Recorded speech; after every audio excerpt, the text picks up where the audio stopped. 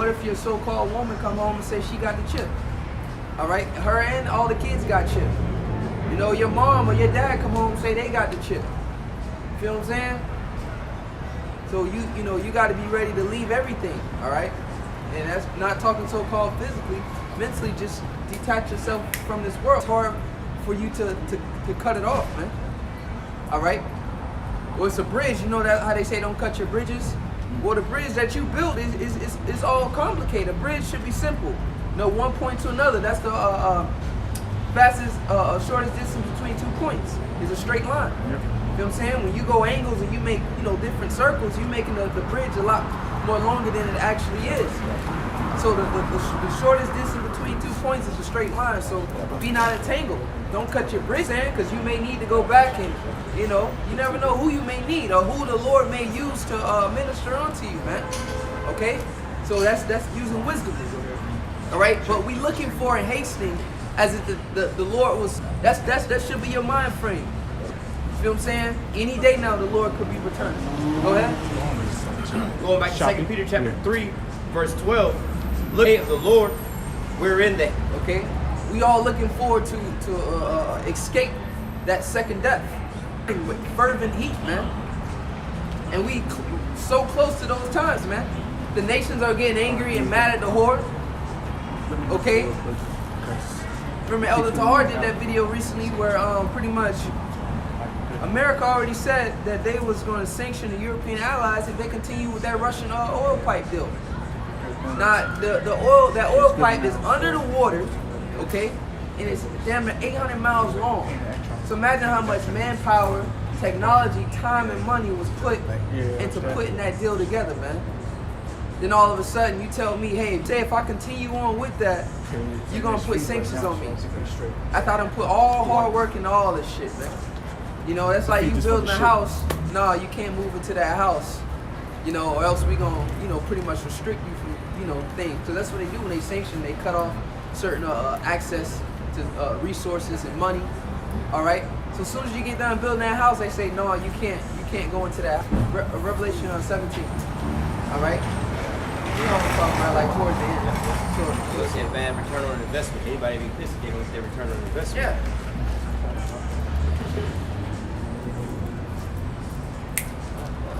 This is let me well, I'll just get to the point, verse 16. This is Revelation 17. Yeah, 17 and verse 16. And the 10 horns which thou sawest upon the beast, these shall hate the horde. All right, the 10 horns which thou sawest upon the beast, they shall hate the horde. All right. You originally only had 10 original countries within that region, man. All right. Now it's like 12 stars. The oil, you got to convert your currency into US dollars. Okay? That's what you have to do. Convert your money into US dollars if you want to buy oil from Saudi Arabia. So what all countries are trying to do is pretty much escape or find a go around to evade the US dollar so they don't have to use it, man. And then that makes sense as to why the United States told them if they do that. Because we already know y'all trying to find some other source of oil. You know, that's a separation right there. They already plotting, already know. Because why would the European nations, if they so good with America, if they want America to thrive, they cool with America, why would they want to get another source of oil? You know what I'm saying? So you get another source of oil is telling me you don't want to use my US dollar no more. All right, and if you don't want to use my US dollar, then it's gonna collapse, and pretty much my country, my economic system is destroyed. Right. Why would you want to do that? So let you know right there that the European, if they already trying to get another source of oil outside of Saudi Arabia, they already let you know right there that pretty much they don't want like America, man. Because why would you do that? You want to keep me eating. You want to keep my business afloat. You don't want to go spend your money somewhere else. So they trying to spend their money somewhere else, you know, that my market. So what I'm gonna do, I know that if hey, y'all do that, then bam. So what? Pretty much what you cutting off the Saudi, it's like that Russian oil deal, all right, through Syria, you cutting that off. So now what? Now I'm forced to continue to buy from Saudi Arabia. So I'm forced to do business with you. Get that in Obadiah 1 and 7. Got you. It's Obadiah. See, he already on. Real quick to add to that, this is one of my videos. Right now you have a crisis going on in Lebanon right now, and the reason that they're doing that, like the brother going into about the oil and everything, is the fact of these nations need what they call the petrodollar, the regular money in your pocket to buy their oil. Now, America's devaluing these other nations' currency by raising, inflating their currency, which is making the other nations' money go, down. So it's like if we gotta use your money to get this here oil, and you keep devaluing our oil, like the people in Lebanon are $68 a month, man. Going into like these cryptos, they're trying to go around all these things to wind up getting this here money, man, because it's just devaluing their country, man. All right, this is Obadiah 1 and 7. Obadiah 1 and 7.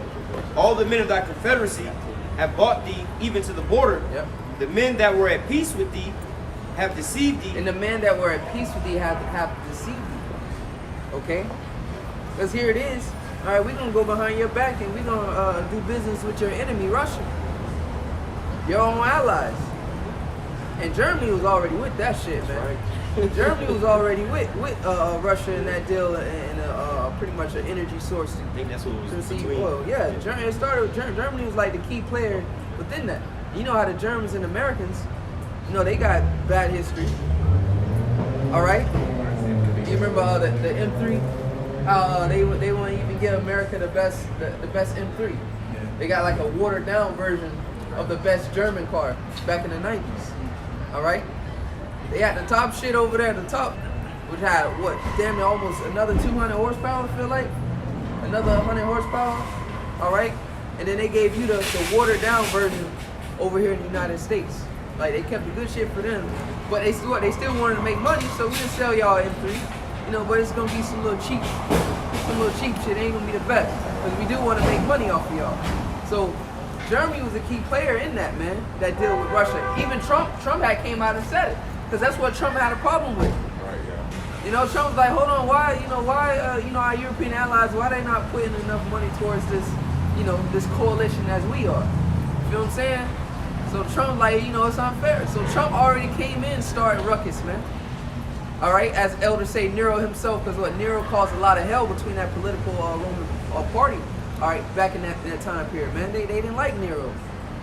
They wanted him out of there. Okay?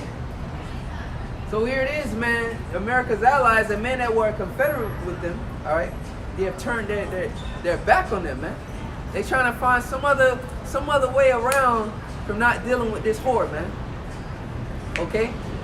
Think about all the history, man. America has every time America want to go to war, Afghanistan, Iraq, all right, that's why you have like British troops over there with them, and all kind of other EU nations over there with them. Because why?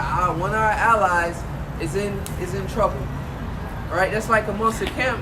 Every time y'all go out, you got a brother that's always on some rah-rah shit, getting y'all in trouble. You know what I mean? Y'all know y'all ain't gonna let them get beat up. So you gonna help him protect him, then you get injured, behind him. Because he wanna act all unruly, okay? Unwise. Because why? It's a brotherhood, a European brotherhood. That's pretty much what it is. But the Lord has divided the brotherhood, man, among the European islands, among Esau. Now Esau, brethren, because brethren, that's the nation, man. That's what keeps us strong. When you got brother, that's why the Lord gave us laws and statutes, commandments to love thy neighbor as thyself, man. You feel what I'm saying? Because when the brotherhood is strong, we all one, man. We all one. The brotherhood is strong. We all together on one accord. Hey, they can't. Because that's the nation, man. The brotherhood of us, but now he has brought it back together. He's divided the brotherhood of Edom. Because Esau had different tribes. All right, all those other EU nations, those are different tribes, man. Just how we had different tribes. All right, so-called Negroes, Latinos, Native Americans, and we were separated. The Lord is now doing it to the brotherhood of Edom. And then that's how Amalek, the so-called Jews, they the worst. Because they the top dogs. They the one that got them in bondage. Paying tax. That's who everybody paying taxes to, Amalek, man. That's all the elites. All the elites, they stand back to that. They stand back to Amalek. Yeah. Like damn near all the elites. Pretty much all the elites. You got Yeah, get that. Yeah. All right, that's the book of Matthew, chapter 12, starting at verse 25. Matthew 12 and 25. And Yahushua knew their thoughts and said unto them, every kingdom divided against itself is brought to desolation. Yep, and that's letting you know, man. Every kingdom, that's why Yahushua is so cold, man. That was like a multi-purpose saying. Okay, because what they was saying that he was casting out devils in the name of Beelzebub. You know, that's who he was worshiping. That's what they said.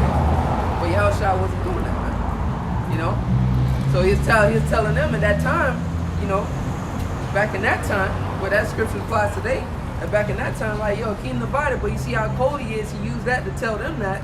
But then also, too, we use that scripture in today, man. That's why this is the living waters. It's constantly living. It's alive. It's relevant, man. All right? It's relevant. It ain't still, you know, it's germs.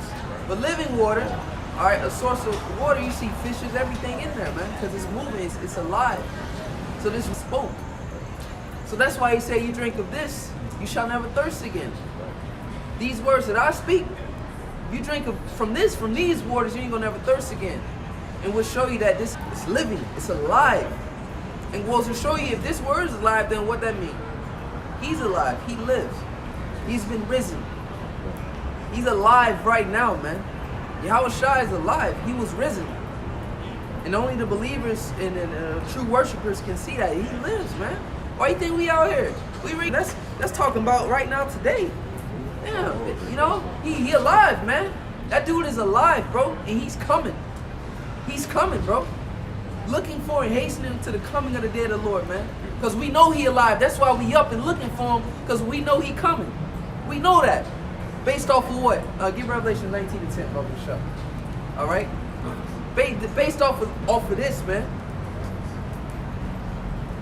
You got it? Yeah. Go ahead. This is Revelation chapter 19, and verse 10. It says, "And I fell at his feet to worship him.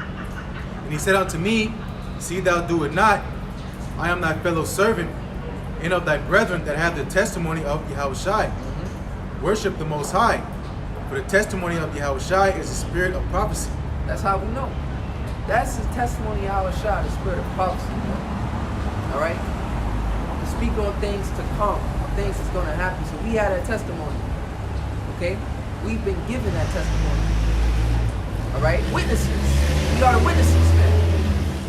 You know, we witnessed that, man. You know? We saw it. And right now in today's time, we saw Yahushua, man. Through these words, we saw it. We, like, damn, we read the word and prophecy, we saw it. This is the truth. What? We saw the truth. You know? We saw it. And that's why we're more confident right now, because we truly believe these words, man.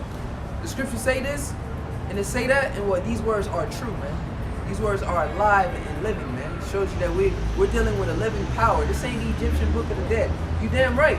You cut yourself. The Egyptian book of the dead, because it's dead. It's a dead book. It is not alive. So they cut their own self. Thy own words shall condemn thee. You condemn yourself with your own words, man. So yeah, that's a dead book, Egyptian book of the dead. You know, it ain't alive. Show you right there through the books, through all the books. And the Bible is the only prophetic book. So it's only a living book. If the Israelites if the God of the Israelites wasn't such a great God, you feel what I'm saying? Then why when they swear in, the president swear in, they swear in on the dead books? Why they ain't got a Numa Elish up there when he swear in? Or the Epic of Gilgamesh or whatever so-called Buddhist book, why they ain't swearing in on the Buddhist book and all that, man? You know? And Esau Edom, the so-called white man, he conquered all lands, all nations. Okay? And where did he rest his foot upon? He said, okay, I'm gonna take on the identity of these people. You feel what I'm saying? He took on the identity of because that's the only true God. They got the research, they know, they got power of the whole earth. Alright? They don't search this book out. This book is true. They done went certain places and found archaeological findings that the scripture is spoken about. So they know. Okay? They know it's the living book, man. But they try to distort it. Okay? Go ahead. Going back into the book of Alright, Matthew. hold on. Oh, I got some. Going to your point real quick. This is John chapter 5, and I'll start at verse 30. John 5, start at verse 30. See how I speaking. It says, I can of my own self do nothing. As I hear, I judge, and my judgment is just, because I seek not my own will, but the will of the Father which have sent me. And I'm gonna keep reading, but going to spirit of prophecy, this is not by the will of man, like it says in the book of Peter, it was brought out in camp, going into the witness. Well, when we keep going, the Heavenly Father, this is the witness of Yahweh. And Yahweh Shai came in the embodiment of that, right? This is verse 31. It says, "If I bear witness of my." Yep. So these Europeans' hood is divided against itself, man. All right. It's more divided than it's ever been. Because you go back to Psalms 83, they all came in league. They was of one mind, confederate. Now they're not on one mind no more, one accord. All right, and that's the Lord. That's why we go back to Revelation 17. Go ahead. Reading on. And every city or house divided against itself shall not stand. Yep. So every city, house divided against itself shall not stand, man. All right. So it broke it down.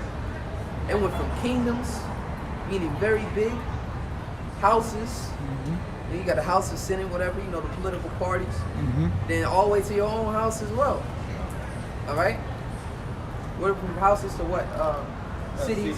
Cities, even bigger. It's just villages, all the big, pretty much the categories, man. All right, and America divided all the way to the houses, from kingdoms to cities. Because why? America is called that great city, Babylon. You feel what I'm saying? So city, metaphorically speaking, could be the country. All right, because why? The city, that great city, America, all right, is a big city. But in today's terms, they call it a country. You know what I'm saying? Citizens of this world. Yeah, and we're citizens of this region, of this land. Some of the greatest cities are in America. Yeah. But as a whole, America, the scriptures call America that great city. And I remember Elder Tahari would break it down like, he said, because you can go here from pretty much this city and move all the way across to another so-called state, right? And just set up like that, like it ain't nothing. Just like how you can move from one block to another block, all right, you can move from here all the way across the state. All right, so that's why America is one big city. Okay. In the spirit, so they are the physical counterpart of Satan. All right. So even going into the spirit, if Satan casting out Satan, how can he stand? Go ahead. How shall then his kingdom stand?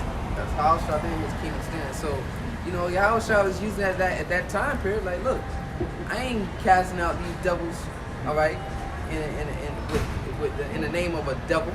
How can I do that? I'm not doing that. The two walk together. Yeah, except they be agreed. So what? I got a complete opposite. I'm working with a different power source. I'm working with a different power source, obviously. So that's being used today, man. All right, it was actually physically, trying to break it down to them, man. Easy. A lot of shit would just go over their heads, man. Completely go over their heads. But he would break it down in a form that, that they, try to, so they could understand. But it's living waters. It's just they couldn't obtain that, man. It was too much for them. Too much wisdom because they were carnal. All right, but with law you gotta have wisdom, man. The spirit, man. Mercy. Is it lawful to dwell on the Sabbath day? At one point in time, man picked up sticks on the Sabbath, he was killed. He was killed. Right? So Yahushua came with the wisdom of the law, the understanding, like, look, y'all just, y'all have no discernment, no spirit. You're just going by, you gotta have wisdom within that. When you use this law, you gotta have wisdom, man. And what? Go show you he was Solomon. Give me wisdom so I can judge my people. You feel what I'm saying? Go to show you that was Solomon, reincarnated as our Lord Yahushua, man. Because he came with wisdom. Only reason why he fell when he was Solomon is because he still sinned himself. That's the only reason why he fell. But he had all the knowledge of it, how to judge. He had it. But at the end of the day, he's in the sinful flesh. He still went off. You can't resist the will of the Lord. You can't resist the will of the Lord, man. They tell you in the book Isaiah, I forget where it said, but it's pretty much saying, Lord, why hast thou put it in our hearts to pretty much go off. You know, harden our hearts so that we cannot obey thy commandments. Tell you that in Isaiah. You know, because even Elder Tar always say, he put it in our spirits anyways for us to go off. Mm-hmm. You know what I'm saying? But you having that knowledge, wisdom, understanding, then you'll be mad. Why would he make us go off? You know, that would be a stumbling block to a lot of people. You know? Be a stumbling block. Just the fact that the Lord kills. Why would God do that to, a whole country gets wiped out from a tsunami? Why would God do that? They don't understand the Lord. The same way, in this aspect. We just got to deal with it. That's going back until we just pawns, man. You just got to deal with it. Yeah. The Lord's in the heaven. He does whatever he please, man. That's why it's foolish to not submit and come underneath Yahweh Shem Yahushai. That's foolishness. He controls you. They don't want to accept that. They want to buck up. They don't like that, man. He controls you. So it will behoove you to just humble yourself underneath his power. You know, it's like, bro, you can't beat him, bro. You know, so that's how the Lord looking at Esau. You can't beat me. You know, but he's so powerful, he don't want to submit and acknowledge Yahweh because why? He don't have a fear of the Lord, man. Yeah, the Lord's gonna start increasing that fear, factor on Esau, and the rest of these 2/3 out here is bad shit's just gonna keep happening to a point where you're gonna know you're gonna have to give reverence to the Lord. To the point where the absolute destruction comes, and to the point where the chariots come. That's why Scripture say every knee shall bow and confess. Yep, exactly. At the end of the day, you're gonna get humbled. Yeah, man. You're gonna get humbled, man. You only can rebel so far. That's what rebellion. Mm-hmm. Rebel. You trying to you're a rebel. You want to go back. You rebelling, man. That's why the elect of Yahweh Shem Yahushai, the hopeful elect, is out here, all right, and we turn back. We turn back, man. Yeah, repented. That's we showing the Lord, man. We already submitting, man. We already know. David said, "I bow my neck down to thee." Cause why? The Lord, man, he understood. He had to fear the Lord, man. And what the Lord, once again, going back to El Tar, the Lord put it in David's spirit to do that when he committed adultery. You know what I'm saying? Just so he could judge him. Just so he could. And look what happened to David. Look how many books he wrote. The Lord wants somebody to cry out unto him, man. He wants you to call on him. He wants you to acknowledge him in everything, man.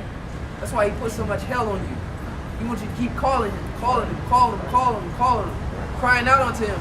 If David wasn't going through that hell and supplicating, you think he would have been crying out like that, man? Damn. He would have been good. Yeah. Yeah, you're making a good point, because you go through the Psalms and there's nothing but, how long? Save me, O Lord, from the enemy. It's all songs. Imagine that's the vibration of music that you're singing because you're being oppressed by another nation, or you warring with somebody. So the music is gonna reflect that.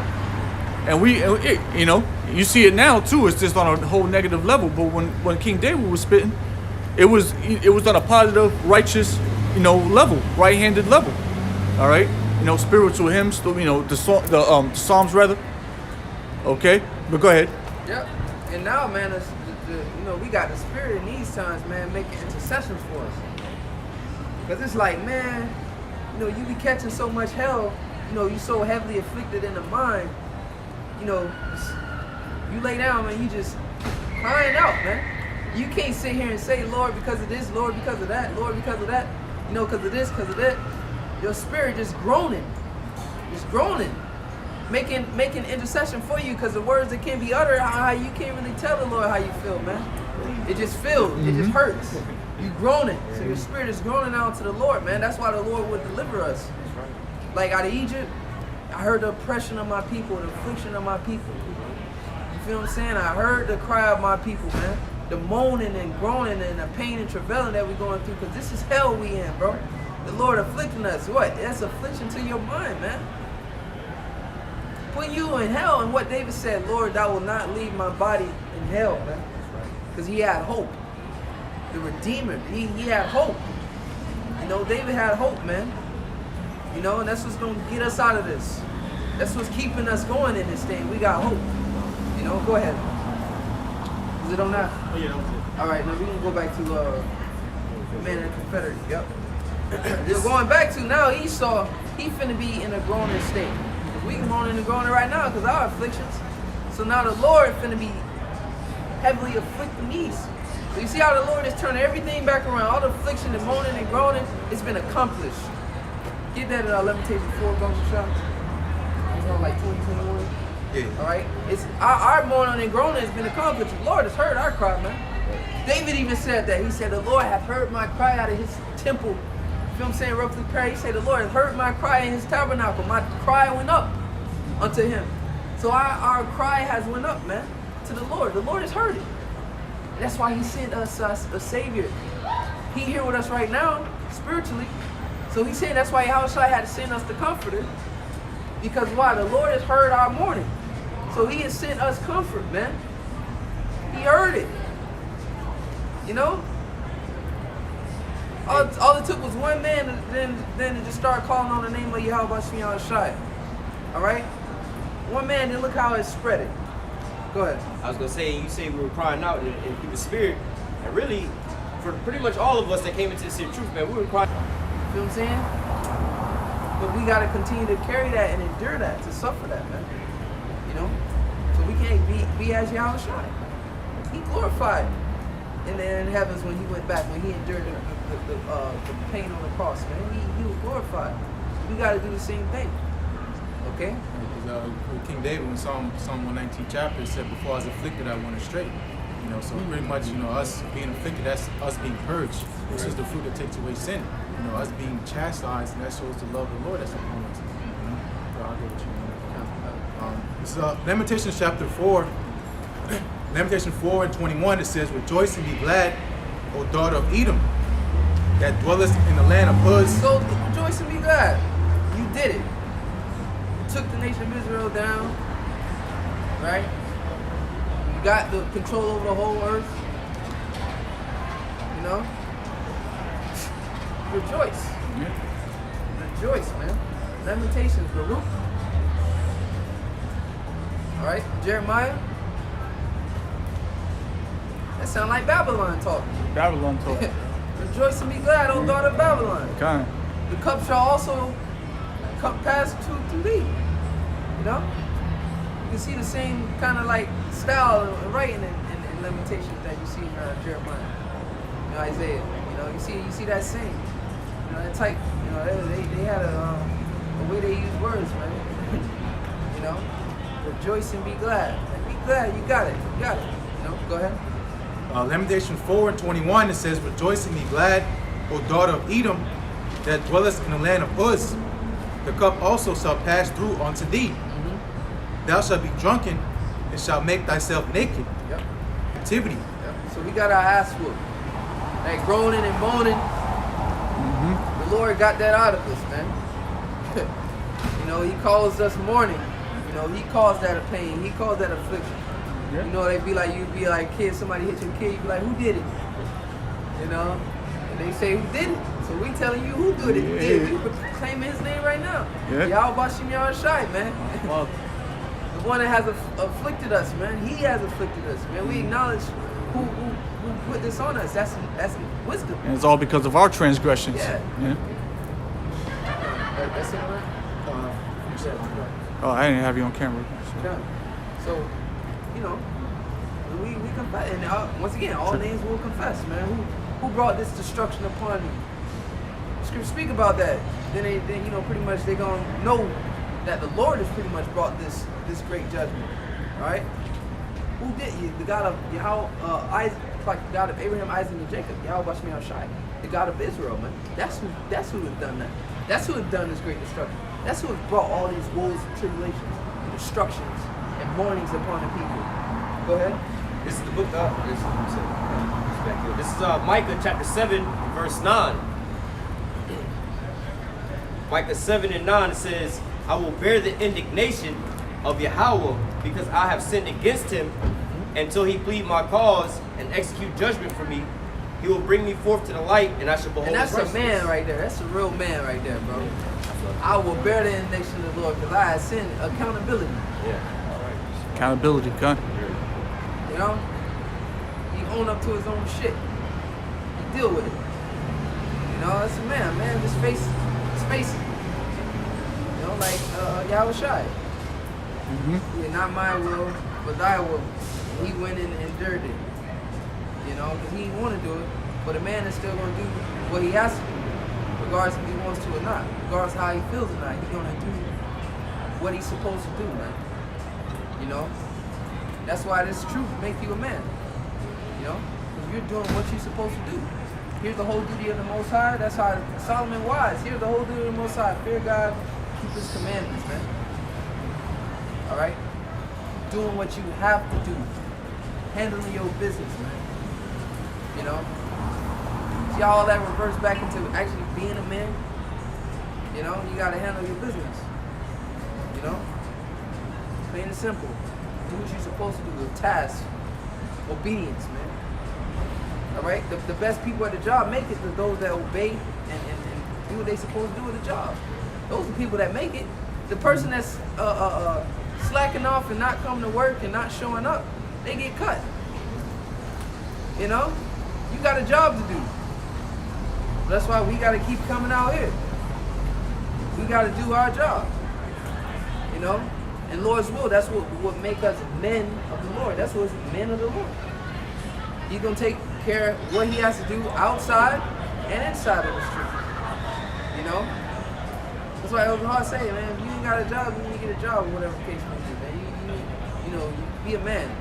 You know, be a man. And at the same time, you know, we got another block on our shoulder. We got this truth too. You know what I'm saying?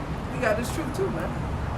You know, juggling this truth and still trying to maintain within this wicked ass kingdom. Because if we don't, we ain't, it's gonna make it more grievous. Sure. Remember, I was talking to Ariel about this. You gotta keep good outside too. If you lose your job, you start losing shit. You know, then now it's gonna be more of a grievous walk for you to walk within this truth. Yeah, your life starts falling apart. Yeah. So you have to be. Then that's the balance, bro. It ain't gonna never be too much bound, because if you go too much over, you gonna mess yourself up. You go too much this way, you gonna fall away. So that's that balance. It's a skill. It's an art, man. You know what I'm saying? It's a task. It's a task, man. You know, rigorous. It's a rigorous task. Constant back and forth. Constantly being shook up, man. You know, that's how you gotta clean it. You gotta shake it up, man. Wash it, scrub it, you know? That constant, rigorous scrubbing, man. Mm-hmm. Back and forth, man. Constant, you know? That's just how it is. That's why it's spiritually speaking, he said the Son of Man had nowhere to lay his head. All right? Now, he can physically lay his head down. I'm pretty sure he can walk up to a bench or something, lay down. But he didn't have a home either, you know? But also, too, he had much no resting place, man. You know, his people always constantly afflicted. You know, but we got the words to deal with that for us. That's what's gonna come for us, man. You know, Yahushua went through it. Go ahead. You was reading? No, I was reading like. All right, yep, showing how that's, you know, it's a man to pretty much bear the indignation of the Most High. You know. And that's just pretty much what we do. We just deal with this, and, you know, we here for a reason. You know, the scripture saying, after all this, Job sinned not at the Lord, man. You know what I'm saying? Because the wicked, when the Lord bring His judgment on their ass for all their iniquities, they say they're gonna be cursing the Most High. What you cursing the Most High for? You don't want to be in judged, man, for your wickedness, for what you've done. You know, you deal with it, man. You take the ass open like a man. You know? Yeah, because the Lord pretty much, you know, He chastises less than what we deserve. You know, pretty much, you know, we deserve to be dead. You know. Exactly. Clearly cut. We shouldn't be here standing prophesying, unto you or whoever else is listening because of our iniquities. Yep. But what it says in was it 1 Corinthians 11 chapter says when we're judged, we chasten the Lord so that we don't get condemned with the world. So that's one of us catching our hell. So it's a separation. Like these are my kids, I'm gonna take care of them. But everybody else, they out the door type shit. Yeah. You only gonna put that care in, that correction, and somebody you care about and somebody you love. You gonna let the rest of the grapes grow wild. You ain't gonna care for that land. It's just out there growing. Somebody else's problem. Yeah, but you gonna garden. You gonna pull the weeds. Take care of. You gonna water. That's right. And that's how the Lord has done us as a nation, man. See how we multiplied, man. Especially when we came out, we greatly multiplied. But the Lord used the enemies, man. We came out with a substance. See, he's like, look, I took care of you, man. Even in the midst of all that, man, I had you. You were good, man. Even now. Shit, yeah, even now, man. Why? This is what we eating right now, being nourished right now with this word. That's right. Our bread, our butter, our cover, everything. But that's why, it ain't physical no more. People can't physically see how this word is nourishing us. It's like imagine having an invisible feast all around you. It's like, boy, you don't see all this food around this dude, dog. You thinking he's starving. He hurting. You thinking this man hurting because physically, it may look like, they looking at you like, yeah, that dude. Grubbing though. Gorging yourself. He fat, man. Destron has wax fat again. Say it again. Destron is wax fat. He's something, man. Destron got more than he can take, boy. Yeah, we eating, bro. Destron, man. Damn, Destron on wax fat again. Yes, sir. We done return back. Yes, sir. He'd be like, man, them pockets fat, boy. Waxing, Like, bro. yeah, boy. Jake use everything for fat. That's how you know it's Jake. Esau don't say that. Oh my God, she's fat. Jake be like, damn, but that shit is fat. Hey, my wallet fat, you know what I'm saying? I got, fat ass Or whip. fat knot. Yeah, fat knot. Stunting, yeah. He was No. stunting. Shit, Jake like to be fat, boy. Hey, Jake even came out with clothes, fat boy. Fat farm. Baby fat. That's how you know that's us. Even the scriptures say the fatness of the earth. Yeah. Come on, man, that's Jake, bro. Jake. That's Jake all the way. Jake talk, man. The fatness. Yeah. Living good, living large, man. And now we are. They don't see it, but we eating right now, man. A big feast. This is the Passover, man. Which was Yahweh Shai. Eat of him. That shows you Yahweh Shai is really the Passover. If you eat a Yahweh Shai, all right, this word, he is the Passover, man. Eat of this. Eat of my body. Yep. All right, so we can, be passed over. That's going back to another one of these terms. Titles the lamb. All right, eating the lamb. Yahweh Shai got all these different titles, different sayings, but he has one name. All right, he has one name. There's no other name under heaven given unto men. All right, what shall be called to save, man. Yahweh Shai. Go ahead. Hey, because you was just going into how, the minute of the Lord right now, we good. We happy. In a time like this where everybody's confused and this darkness, this gross darkness, they're all sorrowful right now. The city of confusion is brought down to naught, The mirth is gone in this here place. It's Isaiah 33:6. It says, and wisdom and knowledge shall be the stability of thy time, and the strength of salvation, the fear of Yahweh is his treasure. So going into that, like the brother was saying, it's like an invisible life support system right now, Everybody's watching the news and seeing these numbers rising up and the things is coming down off top and everything like that. And they just, what are we going to do? What are we going to do? What's going on? And the more horrific things that they see on the TV, it's actually beautiful things to us, man. Oh, North Korea or Russia just lost some nuclear missiles. We call all Yahweh Shem Yahweh. That's the best day of our life, man. Good. Eating. Overeating. All you can eat buffet, man. Good. All you gonna hear on the four corners of the earth is call all Yahweh Shem Yahweh. That's why all the prophecies from the finna take place. It's finna come. Boom, boom, boom, boom, boom. Because the Lord is giving us a big feast right now. We feasting right now spiritually. Watching all these prophecies. You know? This is a great feast. And we eating good. That's why we like, man, it's about to get good. We really gonna be eating, man. And he's gonna literally have to give us physical food in that time because that's how bad this shit gonna get, man. All this shit that's going on in the world, it just increases our fear of the Lord, you know, in our faith, of course. It all comes together, so it's increased. We have fear of the Lord because we see all the stuff happening in the world. Like, if we fall off, if we fall out or something, then that's gonna be a destiny, a missile or whatever the case may be, a pestilence. They got the pestilence going on right now. Go ahead, bro. Because all the things in the spirit, all right, is literally physically finna manifest itself real soon.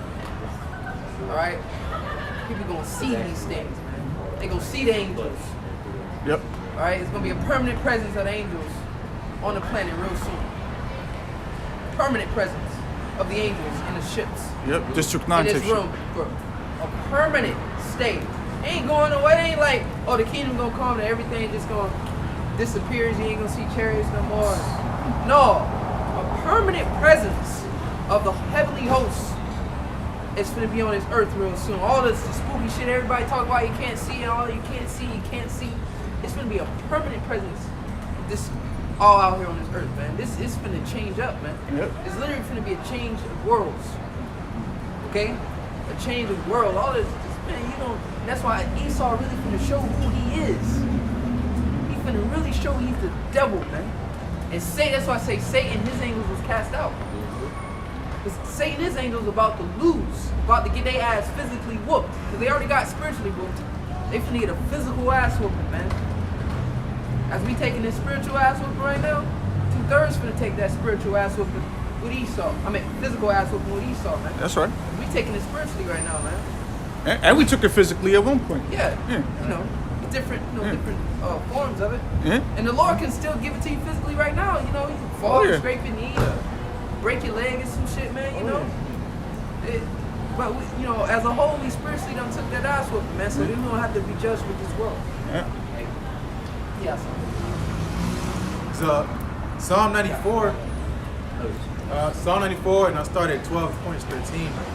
But Psalm 94 and verse 12, it says, "Blessed is the man whom thou chastenest, O Yahweh, and teachest him out of thy law, that thou mayest give him rest from the days of adversity, until the pit be digged for the wicked."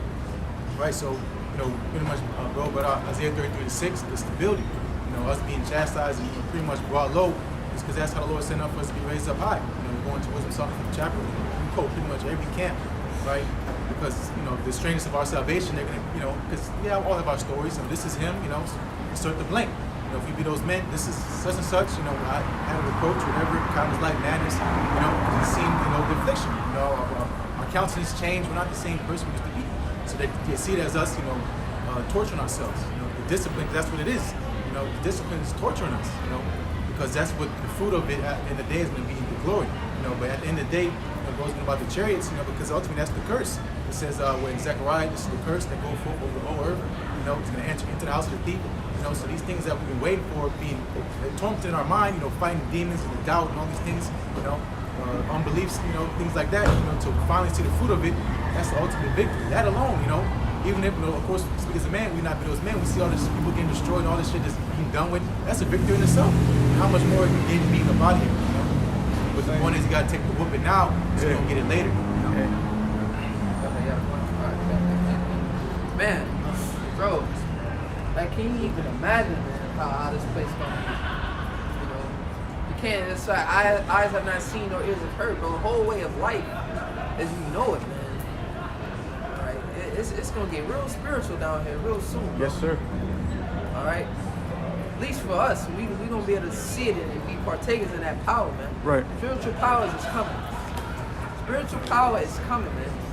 It's coming, man. The shit you see only see in the movies, man. It's finna manifest itself right here, man. Dudes, bros, finna be doing some wild shit, man. You know, that's just me, you know, using slang terms to describe it, but it's finna get wild out here, man. And well, the point came back around. There's a movie I believe it's called like District 9. They Yep. have basically like these chariots. Like the movie kind of started out where it's like well these chariots and already came down and people already got scared or whatever, but they just parked right over their little area. Yep. And like nothing really happens for a long ass time. Then one day them shits just open up and start whooping ass, right? Now the brother was just talking about how the devil and his angels fought against the Lord and there was no more places found for him in heaven. Now when you go into the devil and his angels and things like that, it's like him and his military and the technology and the equipment.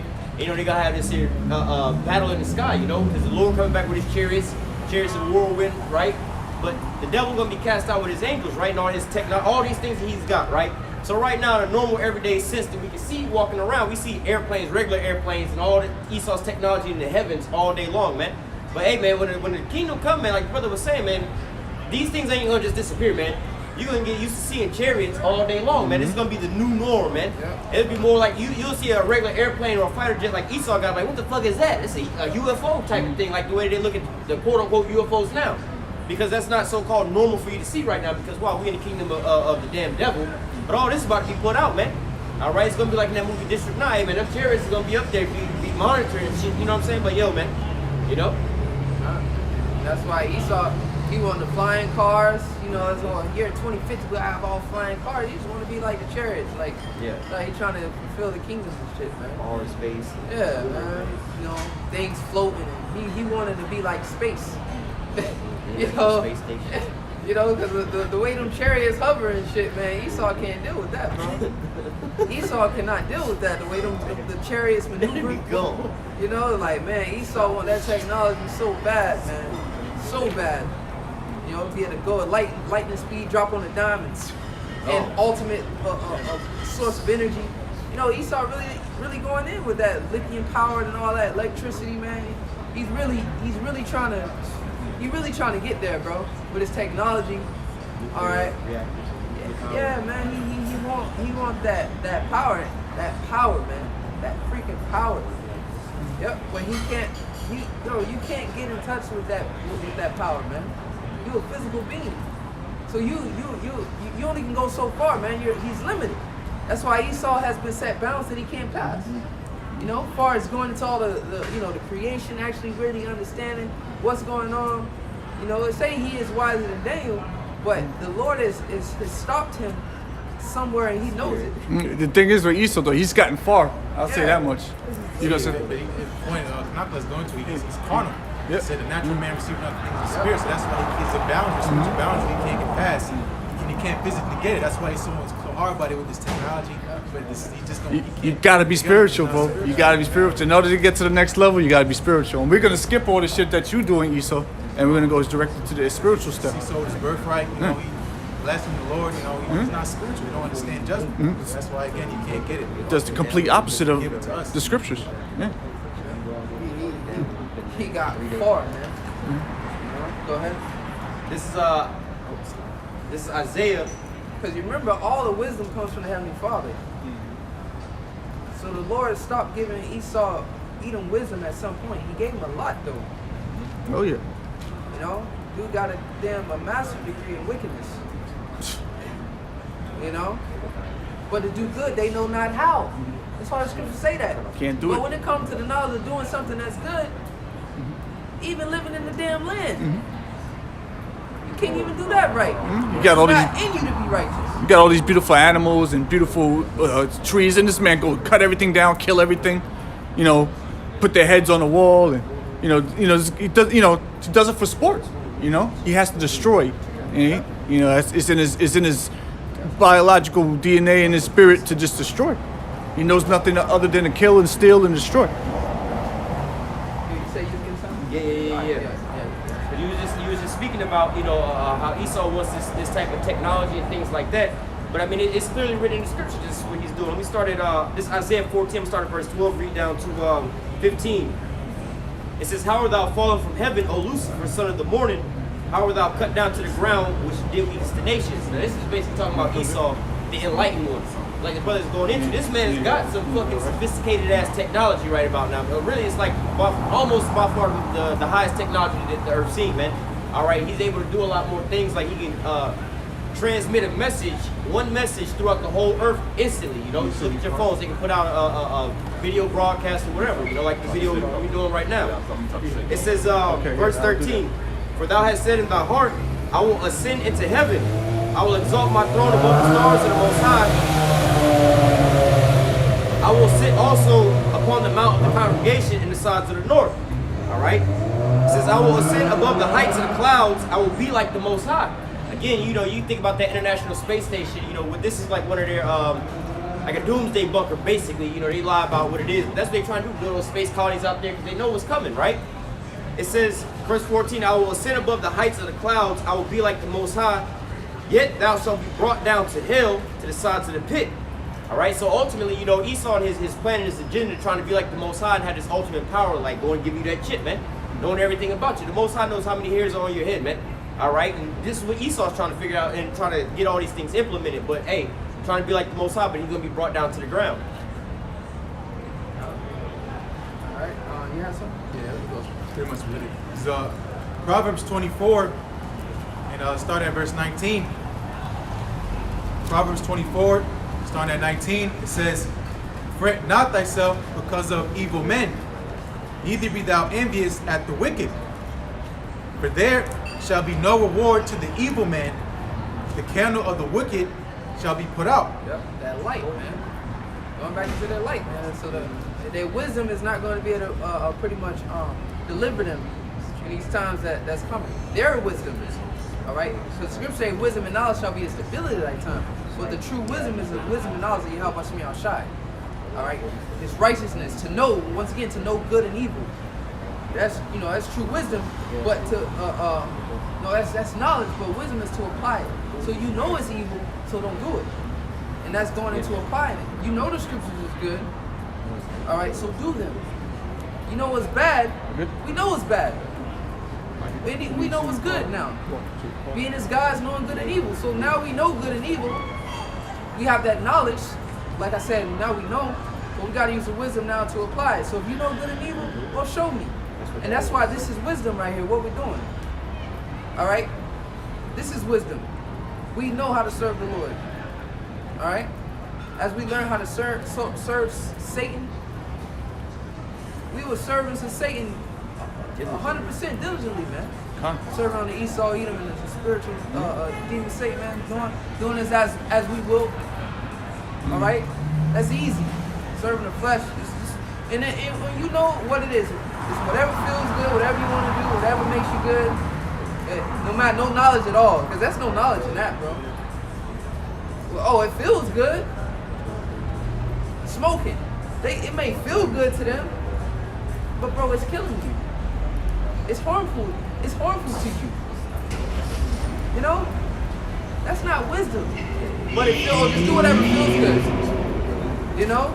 Just do whatever feels good, bro. You know, like, damn, bro. Yeah, I mean, it feels good, but bro, what is it doing to my body? Oh, this tastes good. They might like the way shrimp and all that shit tastes. But bro, what is it doing to your body? Oh, I don't know. I just know it tastes good. You know? You a diligent servant of Satan, man. Serving the flesh. Yep. Now it's wisdom, knowledge. Wisdom and knowledge, man.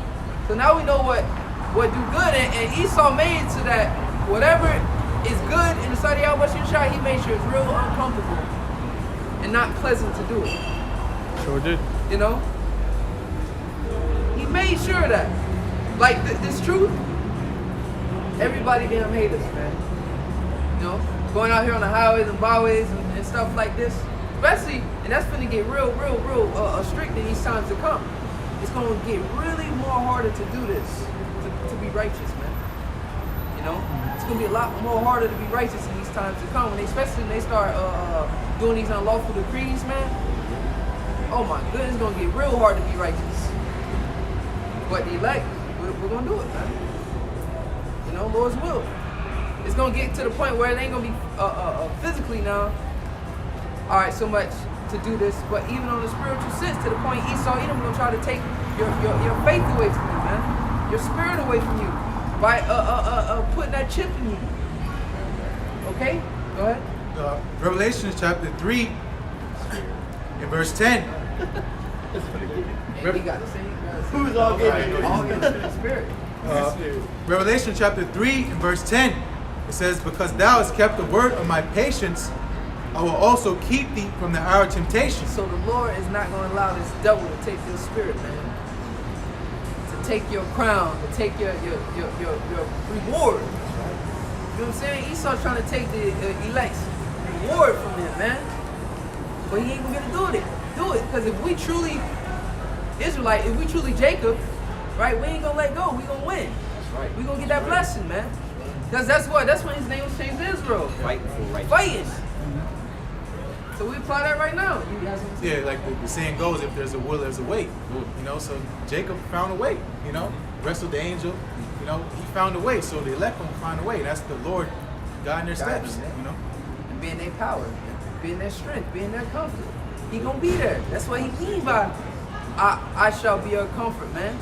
In a time of trouble, all that, that's what he mean, man. He gonna be there to the point he's gonna give us everything needful that we need to sustain ourselves in these bad times, man. Because you said the wisdom, you know, we know that to say that prophecy is that you can't buy or sell, that you have the chip. So what to say, we just get a robot hand or some shit, or a plastic hand that got a chip on it and just buy some shit. It sounds simple, Yeah, you know, but who knows, you know, the Lord's going to give us a way to... We're gonna be fine. We're gonna be straight. Exactly. That's the faith, you got to the test of your faith, the trial of your faith. It's going to be a time period where you have to make a decision. Like the brother just said, he's gonna make it real hard for us to want to do good, especially as the time gets closer and closer to the end. It's gonna get harder and harder to do good, and that's the test of faith. Yeah, because in this world, to do good, there's no instant reward. Right. To do bad, you get an instant reward. So that's why that's that temptation, because the gratification of Yeah. Boom. You good. like You, brother saying, to feel good. Yeah. You know, but we're waiting, you know, for the good going into our faith. You know, the reward of our faith, that's going to come through the patience. Yep. We have to wait for that. If there is going to be a reward, we wouldn't be doing it. Okay, man. You know, we have this the flesh because you feel things. To experience the earth, you know, there's a reward. Breathing, you know, eating good foods. That's, you know, we're going into the reward that's coming. That's what we have to wait for. You know, so the good's going to come. We just have to wait for it. I'll read again. So Revelation 3 and 10 it says, because thou hast kept the word of my patience, I will also keep thee from the hour of temptation, which shall come upon all the world to try them that dwell upon the earth. Yeah, Yahushua, you know, Yahushua got tempted by Satan. You know, to what? What was Satan's offer? I'm gonna give you the world. You know, because he said it to Satan said himself, the means will be given to me. Yep. I have authority over this world. I'm gonna give you everything if you bow down to me. Yep. Yahushua's like, you know, what? He ended up basically cussing them out. He's like, Yeah. bro, I don't need this. Yeah. You know, the Lord promised me way greater things you can promise. I don't want this fucking. Yeah, we're gonna get broke off. You know. But it was only like a promise through a word, though. Exactly. He didn't physically have it right there, but Yahushua believed. Yep. The things that my father have stored up for me is greater than all this. So he believed his father more than he believed in Satan. And the same thing with us. We're walking through that same path because we don't really have anything that we can actually go to other than the Holy Scriptures. And you got to put all your belief in it. You know, otherwise, why would we be doing this right now? All of our belief goes into what the words that are in that book. That's enough because it's so powerful, and it's only for us. And it's working. All the prophecies are work. Everything you see happen in the world is working up to the end of this kingdom and the beginning of a new. And that's why Satan's envious, because what we have, he can't understand. He can't get to it. Faith. You know, he wants to try to find something to take away your God gene. That's what he calls it. He's so carnal. You know, and that's why he gets agitated, frustrated. That's why Revelation 12:12. Yeah, he's gonna come down in great wrath because his time's up. I can't get to them. You know, if it was possible, he would deceive the very elect. It's not possible. You know, so that's why he's so frustrated. He's gonna come down hard on us because he can't do nothing. You know, and how much more when the Lord really physically starts, you know, delivering us. Yo, it's gonna be hard. He's gonna come down hard. He's about to come down dumb hard on this world, bro. To a point, yo, Jay, you think it calls it Jacob's trouble. And Like, that's why what- the spirit's so heavy right now. Yeah. They going against Jacob's trouble. There ain't gonna be no Jacob's trouble. It's like, bro, do you not know about No, Jacob's trouble? yo, the It's Lord's like- about to hit this place, bro. Like it's gonna be bad. And if you don't have faith like you're supposed to have faith, you're gonna crumble. Your knees gonna buckle. Hey, that's why it's such a heavy demon on that. It ain't no Jacob's trouble. That's why that's such a big deal. It's scary to think about though. You don't want to think about it because you know it's about to happen. Your spirit knows it's about to happen. Everything is building up to that shit. You can see it, but now I don't want to see it. I don't want to see it. I just want to do the Hebrew Israelite thing and get on the highways and with my microphone. That's all you want to keep doing. Yo, you got a fight coming. That's like you've been training. Like you got a fight My coming. dude, yeah. Like, no, I don't want to fight. I don't want to get in the ring. Hey, bro, you gotta get in there. No, you've been building up, aren't you? Yeah. I thought you was a tough You guy. weren't training right. I thought this was your block. Hey, you saw He the wasn't contract. confident in his training, dog. He's like, nah, I wasn't training that good. No. You was signed faking the funk. You signed the contract to fight with Mike Tyson in his prime. You did the promotion. You sold out the arenas. You started doing all the training. Now it's fight night. They're announcing your ass. Now you scared to get in the ring now. What the hell did you do all that for, man? You signed the contract. You promoted the fight. You was playing, that's right. You weren't training, you was playing. You know you finna get your ass whooped. You deceived yourself. Yeah, we put all these fireworks, all this confetti, all these girls for nothing. You gonna scared now to come out? No, you just wasted mad money. Yeah. Yeah, you're gonna get judged for that. There's gonna be adjustment for that. Same thing with all people out here in the world. Hey, you shouldn't have stepped. You should have picked up that sword. Oops. Yeah. You should have picked up that sword. Yeah. Wanted that crown. Go out there playing. Fucked Act up. like you a samurai and shit, you know. Act like you know. That's just for show. That's just for show, dog. That shit ain't real. Armbands. You got Satan calling you out. That shit ain't real, dog. Yeah, He you. called your bluff. Yeah, you. Now he Rolling there. on your You ass. phony, Calling bro. on you and you like, oh Yeah. shit. You was phony, bro. Fleeing. Yeah. But the Lord gonna fight for us. Yep. You feel what I'm saying? We're gonna be sitting back watching. Yeah. Awesome. Yeah, he's the one something. I got a precept going into what the brother's talking about. It's the book of Wisdom of Solomon, chapter 2, starting at verse 15. Well, 16. It says, this is going into the Esau, all right, getting ready to come, all right, on the men of the Lord. It says, we are esteemed of him as counterfeits. He abstaineth from our ways as from filthiness. Let's talk about the wicked concerning the righteous, man. All right, go ahead. He pronounceth the end of the just to be blessed. Yep. And So that's they- what we doing. We pronouncing the end of the just to be blessed. Like, man, we gonna be good. You know, they act like, y'all act like y'all really got something. You feel what I'm saying? Like, y'all ain't really got nothing. Y'all ain't nothing. You know, they ain't talking about they gonna get something. Cause why? They don't believe. We tell them, we try to tell them all the time with the kingdom, man. We gonna have the kingdom. You know, we gonna be good, man. We gonna be good. You know, they get mad and envious at that. No, they gonna be good. No, they hate it though. They hate it. Yeah, they hate when we talk that shit. Yeah, they don't like y'all it. gonna get up out of here? Yeah, right. Yeah. Okay. They don't believe they gonna be saved up out of here. They're like, shit, I ain't getting saved. Your ass ain't Yeah. getting Try to saved. kick their fellow servants. Yeah. Talking about we want slaves, we want white people slaves, we want slaves to all the nations. They don't like hearing all that. Like, though, you way too cocky with it, man. I was gonna say that's how the elites be thinking. You know, when you think about David Rockefeller, and they watch our videos. You know, they know about other apostles and our apostles. They watch them. You know, and they like Bro was saying, they're gonna eventually say, hey, we're bluffing. That's gonna be him coming down as that great flood. You know, I'm gonna call it a bluff. The Lord's gonna put a spirit on him to come down on us. Yep. He wants to see if we're really about to go into. You know, they call themselves the sons of God and things like that. Their God's gonna protect them. Well, let's find out. You know, because Esau's carnal. He wants to find out. He's buffing everybody, and look, he's scared about us on the corner. He's proud right now. So he don't like that feeling in his gut. You know, I thought the scriptures talk about being brought up to the councils. You might be brought up to the council regarding this, or then again the mark of the beast and all these things coming up. You know, that's gonna try your faith. The Lord's gonna be with you if you really about it. The Lord's gonna be with you. Yep. Like the bro said, that's what he's gonna do, man. You know, get hardened. Yep, hardened. Even though he knows the Lord exists, man. He know that. He's seen the history. You know, he knows that. But still, the Lord will put it on him to force his hand. Yep. That's what Esau Edom gonna do. The Lord waiting on him, all right, to make his move, and the Lord's gonna check him. You know, and that right time and that right day is already set. All right, that's why going again into Jacob's trouble. We always gonna be a Jacob's trouble. That's a big freaking deal, bro.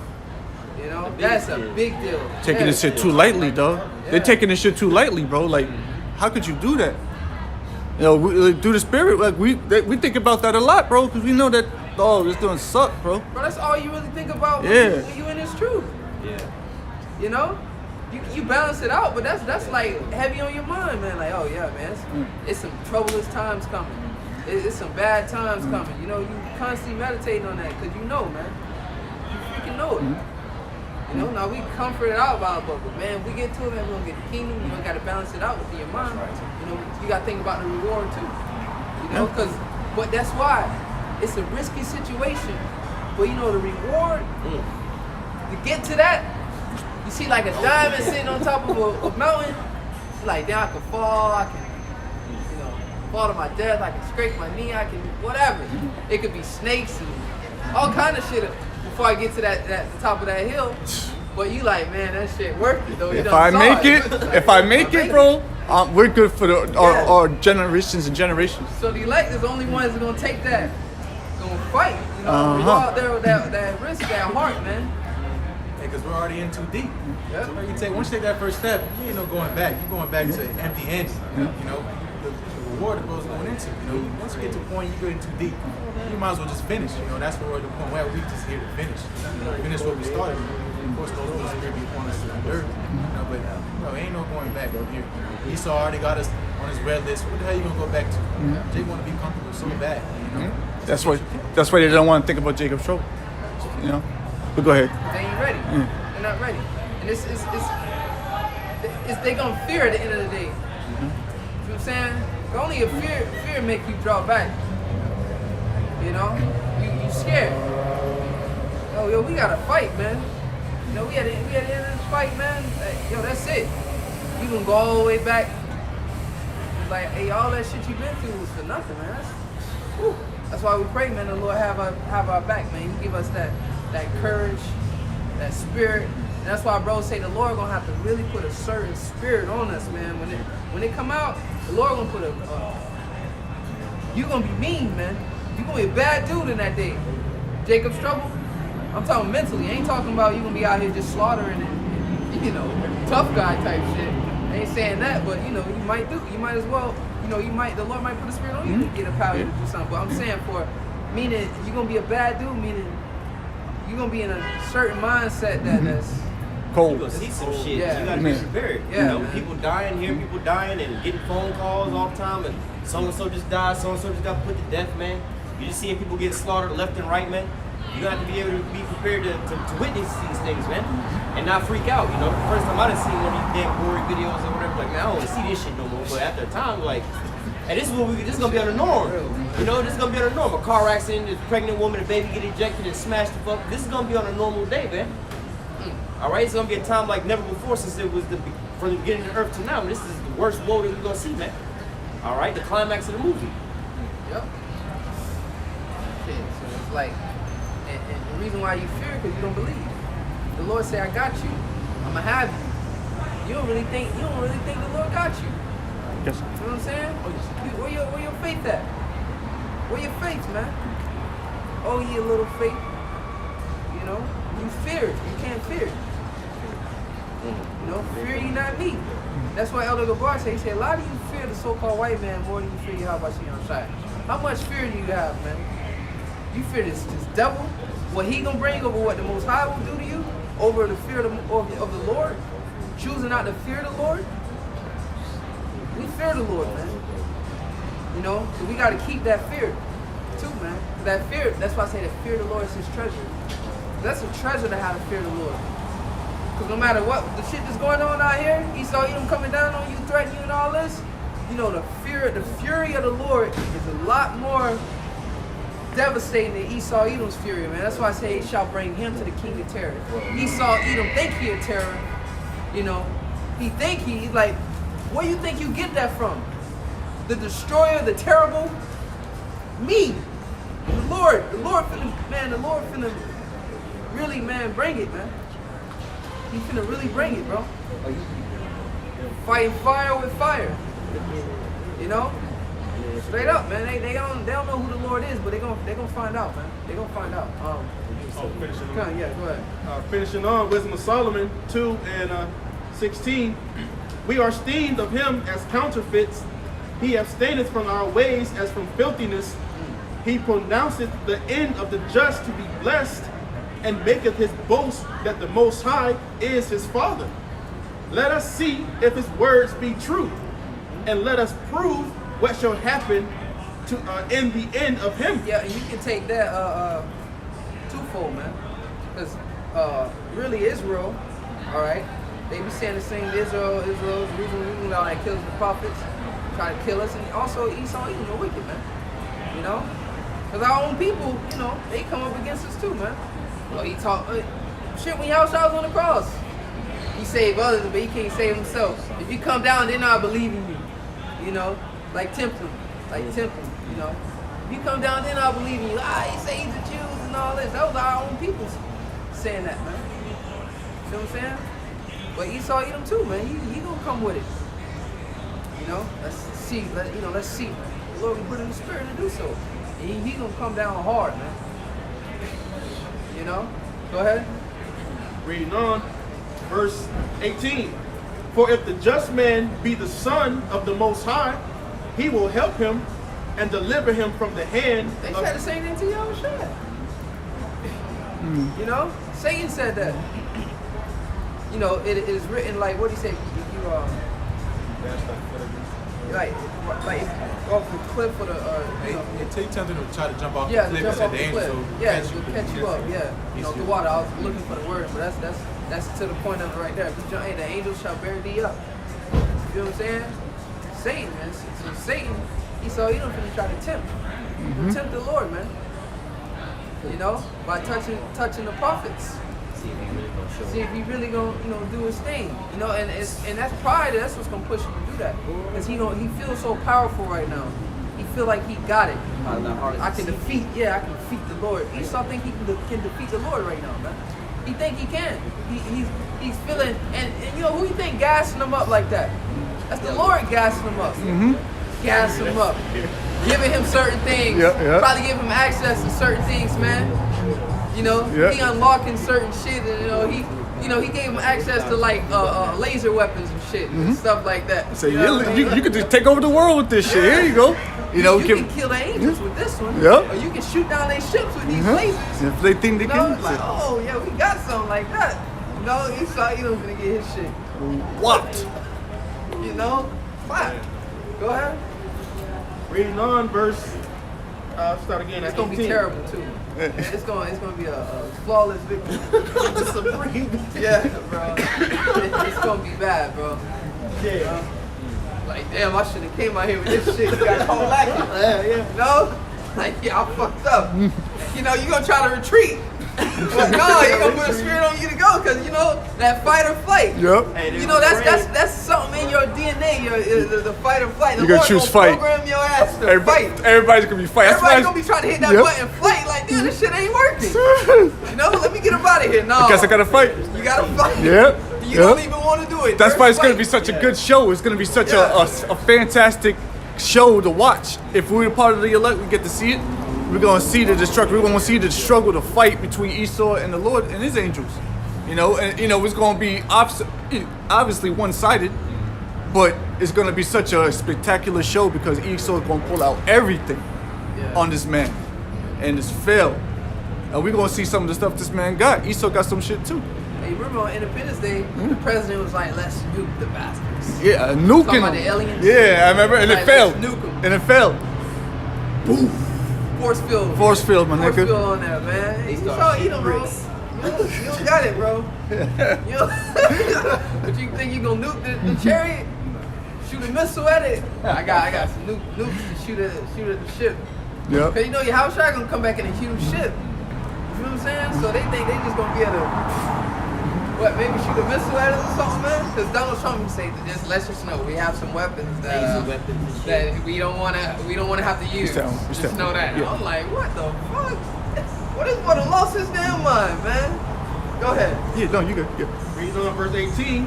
For if the just man be the son of the Most High, he will help him and deliver him from the hand of his enemies. Verse 19. Let us examine him with despitefulness and torture. Be despite about it. You know, a lot of these things happening with Yahusha too. coming up questioning him, being spiteful about it. We already got the parables they use, like, this woman was, that she didn't marry, this husband died, that husband died, the brothers, so whose wife she gonna be when they come back? Right. Coming up spitefully, trying to ask him questions. Let's try him. He say he's the son of God. Let's Insincere questions. We can catch him up. Yeah. Catch him up. Pretty much try to catch him up in his words, man. Try to stomp him, so to say. Smart guy, huh? Really, it was a battle, a spiritual war. We try to beat him in his words, try to confound him. That's why the Lord said, I will give you a mouth in the judgment. Your enemies shall not be able to gainsay nor resist. So the Lord gonna have to put us with that wisdom where Esau, Edom, he ain't gonna be able to catch us up in our sayings, man. We just gonna have that mouth just to speak. That's why you say don't meditate. I'm gonna give you what to say and to speak in those times, man. But they ain't gonna be able to interrogate you and try to link you up and get a confession. We need a confession from him. You know what I'm saying? And then, even though Yahushua he did come out and confess, thou hast said it. Oh, then the high priest rent his clothes. Any more blasphemy? Do we gotta hear any more from this? Just look what this man has said. Especially you watch that movie, The Passion of Christ. Rent their clothes and it's like, spitting at them, blasphemy, slapping them. Damn. You know what I mean? Yeah. But he told the truth, so they gonna. That's why Yahushua say, blessed are those who are persecuted for pretty much for his name's sake. Right. For there is a reward in heaven, man. So the accuser of thy brethren, the persecution is coming. But it's gonna be for all righteousness.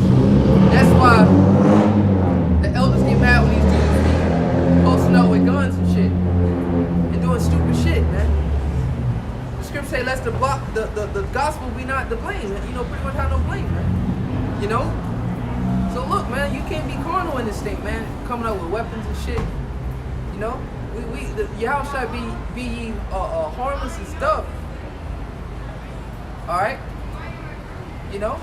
Even though he sent us amongst wolves, be like sheep. So we be blameless, man. But ultimately Esau, he didn't know how he worked. He's gonna accuse us for something. You know what I'm saying? But he's not gonna be able to execute his judgment on the elect. All right, the Lord gonna have the elect, man. The Lord gonna save his people, man. All right, he's gonna be with us. Okay? Because that false accusation, accuse thy brethren, is finna get ready to come hard, man. All right, go ahead. Verse 18, for if the just man be the son of the Most High, he will help him and deliver him from the hand of his enemies. Let us examine him with the spitefulness and torture, that we may know his meekness and prove his patience. Let us condemn him with a shameful death, for by his own saying he shall be respected. And the point, verse 21, such things they did imagine and were deceived. For their own wickedness hath blinded them. Yep, so your own wickedness had to blind you that this was the Son of the Most High. That these are the men of the Lord. These are the prophets. You feel what I'm saying? But your wickedness deceived you. Alright? Their wickedness deceived them. This is the truth. Lord's will, we are those men. Whether they believe or not, but they're gonna be wicked, man. Try to do whatever. They're gonna continue. The scriptures say that the wicked be wicked still.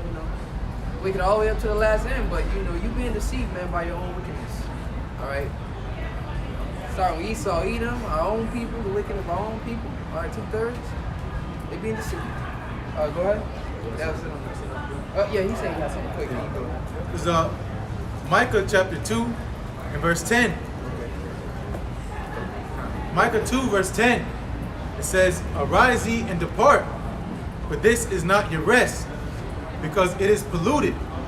It shall destroy you, even with a sore destruction. So, pretty much bringing it back, that, in time of Jacob's trouble, the Lord's pretty much going to push everybody in the pool. The Lord's literally about to push everybody in the pool, and you're going to sink or swim. Because it's or walk, walk over. That's going into the elect. The Lord's going to make some miraculous intervention, but a lot of people are just going to sink to the bottom. They've been playing games. Because again, going to the point, Jacob, you want to be so comfortable. You can't control yourself. You just want to be comfortable. It says in Proverbs, it says, be a man given to pretty much pleasures, or I think it says appetites, or put a knife in your throat. Have some self-control. Jay just want to chill, but the point is that it's not a place to rest. The Lord says He's going to leave with a sort of structure. So whether you're prepared or not, that day is going to come. That's we're in the spirit that we don't know. We're hastening every single day. That's the whole theme of the year. Spirit probably about through the Apostle Art. But that's the whole message. If you don't get nothing, you walk past and hear the video. This is not a place to rest. It's not a place you want to call home, because hell's coming. All right, and that hatred of Esau is gonna hop on this man like never before. It says they should be like madman spirit, none. This dude's gonna be an animal out here, and that's what we're trying to be protected from. If you be part of the elect, hey, that's what said, come rest with us, because the only hope is with the Lord, man. We have no defense, no nothing. We're just wide open. We're the offensive city. We have no one standing up for us. Let's protect these guys. We're getting ready to be hated and demonized. We need somebody to protect us. And that's what we're calling the Lord. Like, please get us out of here. It's happening, man. It's gonna get ready to happen, bro. We gonna want that standard. We gonna want to be protected. That's why we doing this, because we want to be defended. What does it say? Woe to him that do not believe, and he shall not be defended. Well, faint-hearted. Yeah, faint-hearted, he shall not be defended, man. The Lord ain't gonna defend you. We gotta, stay in the spirit. Continue to believe in the Lord. That's why now you gotta be building yourself up, man. Really getting close, man. Really watching your lessons, tightening down. Because it's gonna be. Man, Elder Haas had something so heavy, man. One of his videos, man, he was going in. I think it was the one with the platform with the book on the end, the book on the thumbnail. Elder Tahar, with the book on the thumbnail. Yeah, it was a beautiful lesson. Real quick, I can pull it up. Real quick, one sec, bear with me. This is from the video was called let's see. Yep. Wisdom and knowledge shall be the stability of thy times. That one there, oh man, he say, look, I'm not gonna be in the line with you when you in that to get that chip. I'm not gonna be there, Let's say y'all get lined up, caught up, and you in line, you like third in line. Like when you get up there, what you gonna do? Elder Huss say, I'm not gonna be up there with you. You know what I'm saying? Nobody's gonna be there with you, man. And then you can have a brother right behind you, but mentally, you gotta fight that on your own. He can't hop into your mind and say no, don't do it, or literally, it's gonna be rather you are persuaded in your mind or not to take it. Nobody can do that for you. All right, but you're gonna want the spirit to be up in there with you, giving you that how can I put it? Inspiration, not to. Yeah. All right, not to take that chip, man. That's going to be ultimately us taking that leap of faith. We don't know, but if we know, if we do what we're supposed to do, the Lord will protect us. And that's it. Again, that's you being pushed in the pool. We don't fully know, but we hope. That's what that's inside of us, our hope. And that's what the Lord's going to also confirm that when He starts taking care of us. Go ahead. Oh, you get like James 1:12. That's a good one. Get that All right, one. we'll Yeah. We'll get that real quick, but I was gonna go in there on second Ezra 13. Okay. Yeah, there you go. Yeah, go ahead and get Yeah, good. Oh, you got it. Okay, this is the book of James, chapter 1, verse 12. Blessed is the man that endureth temptation, for when he is tried, he shall receive the crown of life. Yep. So blessed that man, all right, who endured temptation. And what's a blessing? Blessings only come from up above. So there ain't gonna be nothing, you just blessed, you got it, because you did it. It's gonna be rather you have that blessing on you, man. All right, to be of the elect. Really, that's the blessing of the elect, man. Yep. The blessing that you blessed to be elected, man. You was elected, and that's the blessing. Okay, that's really what it is. So once again, it's not gonna be, you're gonna have to be blessed. All right, whether you're chosen or you ain't. Nothing that you did about it. Yeah, exactly, man. Because a lot of people like to think that, it's of them. Like, man, bro, we expendable, bro. Right.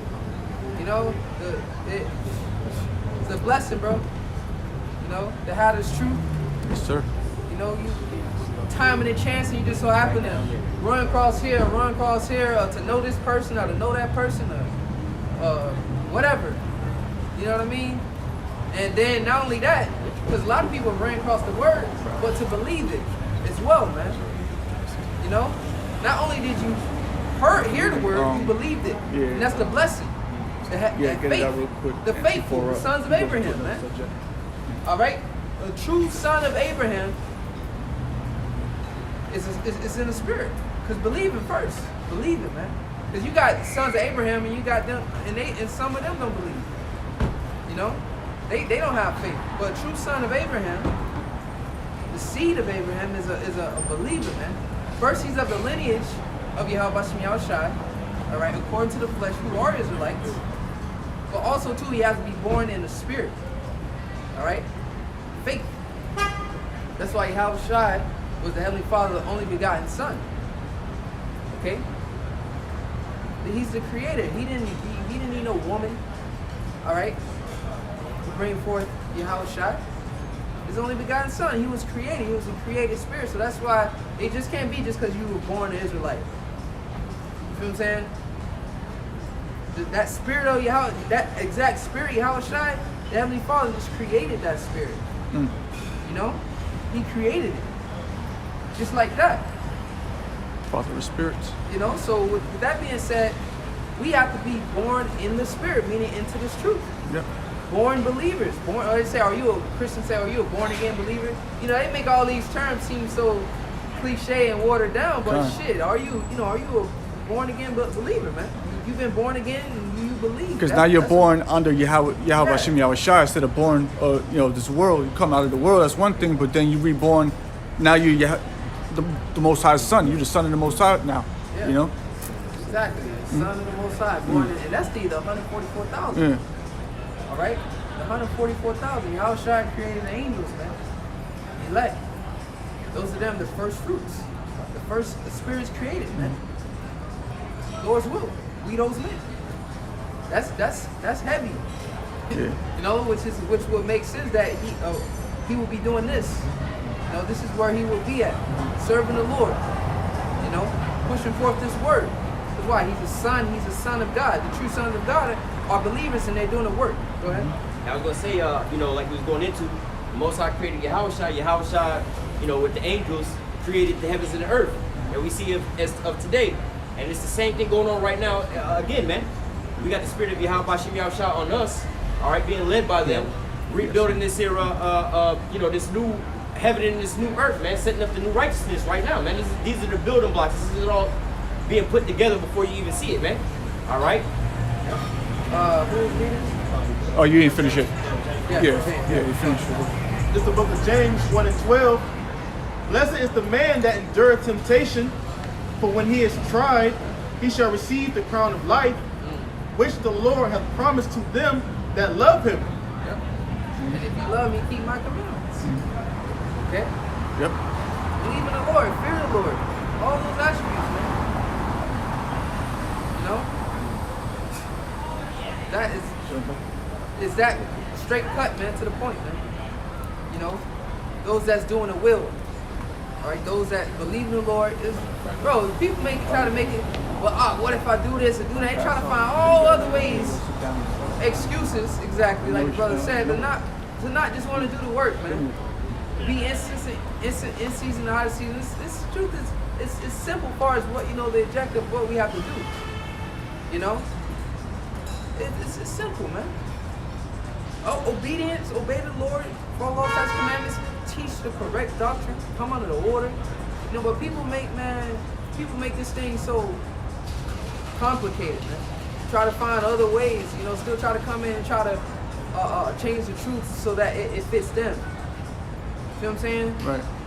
No. The truth is shaped and formed a certain way, and either you conform to that shape, all right, or you're not in it. You got some people coming in, and once again, like Elder Tar say, they want to do their own will. They want to do the things they want to, the way they want to do it, man. Instead of just, look, it's already been set. It's already been set up. Follow it, do it this way, and that's it, man. Now, you do or you don't, man. You know? Go ahead. You got something? Just backing up with this is a precept of And I'm gonna close Revelation. out this and I'm like, oh, you know. Just backing up what you were saying about an hour of temptation. This is 2 Peter 2:9. 2 Peter 2:9. The Lord, Yahweh Bashem Yahushai, knoweth how to deliver the godly out of temptations, and to reserve the unjust unto the day of judgment to be punished. Yep. So the Lord knows how to deliver the ungodly. Right? So we're gonna be delivered. The Spirit gonna be on us, so as well we are those men. We are the elect. And we're gonna be delivered, man. The Lord gonna give us that strength to rebuke the tempter, to resist him, man. Because it's really resistance, man. The ultimate hour of temptation. You know, we get tempted by stuff all the time in the flesh that we know that's not right. You know, that we know not to do. You know, we gonna fall. What the angels came and ministered unto him. So we gonna need, man. We gonna need the Yahweh Shai, His Spirit, to be heavy on us. You know, straight up. You know, I ain't going to this tough guy shit. You know, like, oh, I got it. No, man. I just hope the Lord with me. You know, be strong in the Lord. You believe in the Lord, but know you're gonna need Him. Everything, man. 'Cause that refers back to stocking up on a bunch of food or saying, oh, you gonna do this, you gonna do that, or do that. No, it's wise to be prepared. You know, have be no judgment for He died for your sins. You don't know that. That's why it's an election. Oh, it don't matter. God's gonna save everybody. No. No. As long as there's love in your heart. Yeah, bro. That shit sounds so corny and foolish. Because you done heard that shit so many times. As long as there's love in your heart in Jesus Christ, you good. Like, no, you're not. I'm sorry. Don't work that way. Yeah, it don't work that way, bro. You gotta hope. You gotta hope that tab was paid for, bro. While you around this bitch playing, running up a tab, and you ain't got the money. You know, you writing a check that your ass can't cash, like they say, man. You know, that shit get bad. Like, you get to that counter. Yeah. I see you in Joy America. Yeah. Okay. Well, this is gonna cost you Still hitting. Like, damn. your salvation. I ain't got the money for that shit. Like, yeah, boy, that's your ass, boy. Yeah. Hey, there was a guy named Aleister Crowley, which in modern day times, not modern day, but he basically came out with that "do as thou wilt." That's what you have in Christianity today. But when you go back to Adam and Eve, that's the same thing that happened with Satan and with Eve, right? God said not to do this and to do that, but then end all be all, Satan said, "Do as thou wilt. Do whatever you want to do. Don't worry about what God said. Do whatever you want to do. It's gonna be all right. You ain't gonna surely die." That's what the brother's going into just in Christianity. God, let's continue on through the Spirit, going into ultimately the true test of a man's strength is going to be his character, because coming into the hour of temptation we're coming into, that resistance, is going to be you resisting the chip, and that's going to be the true strength, and again, it's not going into your muscles, it's your mental capacity, your mental fortitude, the ability to be able to resist the world, that's resistance, and that's us building ourselves up for the time we're coming into. The time of Jacob's trouble, it's a build-up. There's going to be believers in the last second, but the Lord's going to have it to a way that they're not going to be tempted above their measure. With you being here a certain amount of years, that's the Lord gave you. That's the test of your strength. The Lord said He's not you can't bear it, so you being here, you can bear it. The weight is to make you stronger, not to catch you up and act you all fucked up and I need someone to spot me. The Lord said you can handle that weight. You got it. And that's the way He puts on us being bearing our cross. According to that. That's the book of 2 Thessalonians, chapter 2. Sorry, verse 7. Start at the top. Oh, at the top. Okay. 2 Thessalonians 2:1. Now we beseech you, brethren, We beseech you, we beg you. Go ahead. by the coming of our Lord Yahweh Shai Hamashiach, and by our gathering together unto Him. Yep, this great gathering. Get Matthew 24 real quick. So this gathering is by the word. We're being gathered together. Because going into our appointment, our appointment is, we believe that it's to be saved. The Lord's gathering us together because He's that great with a cluster, that great labor He's made perfect. He's getting ready to pick those men. That's the elect. Gathering together, and those are His choice vine. That's those the elect. Everybody else is being gathered for the slaughter. brought into that fucking butcher shop. You know, Esau, he didn't do a lot of that heavy lifting. You know, bought him his own self these missiles. You don't got no thermonuclear missiles. Esau got missiles. We was going to earlier, you know, about the Russian Edomites. Saying divide against Satan. You know, that's their whole. That's a gathering of destruction. So in America, that's the altar. You know, this great sacrifice the Lord's going to be doing in the land of Boswell. This gathering of the wicked, you know, to be destroyed. But our gathering is to be saved, you know. This is Matthew 24, verse 31. And he shall send his angels with this. It says Matthew 24, verse 31. And he shall send his angels with a great sound of a trumpet. Yep, the trumpet being blown by who? Prophets. Lord's servants of prophets, okay? So, you know, by elders and apostles on down. The mysteries revealed unto them. They said, oh shit. You know, speaking as a man, Habakkuk 2nd chapter, you know, make a plain upon tables that he may run that readeth it. You know, blessed he that reading. Oh shit, I gotta go and start prophesying. And the Lord putting the spirit on those men to wake us up. You know, in the process of time, look at the fruit. You know, it's gonna even get bigger. Because that great influx has to come. You know, the Lord sent up these things for miracles. Yep. The Lord has to be glorified. This thing is getting narrow and narrow. That's that narrow and straight. And the camera's gonna be on who? His men. You know, the camera's gonna be on us. The spot's gonna be us. The persecution. The whole world's gonna know about. If they don't know about us now, they're gonna know, right? And the Lord has it set to where those men get that attention. Let's say any publicity is good publicity. The devil can't do nothing against us. It's for us. So whoever needs to see, you know, and to hear our words, you know, the devil try to cut up stuff, whatever. Who needs to hear what needs to hear? They're going to be wanting to gather by the word. I need to see those men. They might bail us out. They might go out and start writing us letters, and, you know, whatever. You know, who knows? But this is all to what? To glorify the Lord. You know? That's right. Going back to Matthew 24, verse 31. Because I say niggas gather all the time. You know, you go around the block, niggas have block parties, and you know, but that's not the gathering of the Lord. You know, this is talking about the Lord's sheep that hear His voice. We're speaking the words of Yahweh Shai. Yeah, right? The Lord's not in the midst of those kind of guys. Exactly. The Lord's in the midst of those that are gathered in His name. Yeah, exactly, right across the street. Mm-hmm. Going back, Matthew 24, verse 31. And he shall send his angels with the great sound of a trumpet, and they shall gather together his elect from the four winds, from one end of heaven to the other. Yep, so that gathering, okay, just having lifting, you know, being gathered around the world is the internet. Okay, you can probably get Psalm 19, but that's what. But you know, going into the internet is what the Lord used to wake up His men. We're all most of us from this generation, we came from the internet. Yep. You know, we came from watching videos on YouTube, and we believe. Faith comes by hearing, so we had to hear.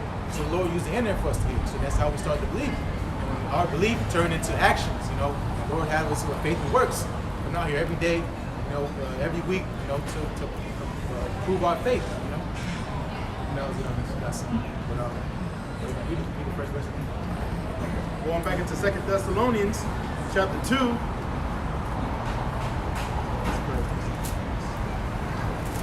2 Thessalonians 2, verse 1.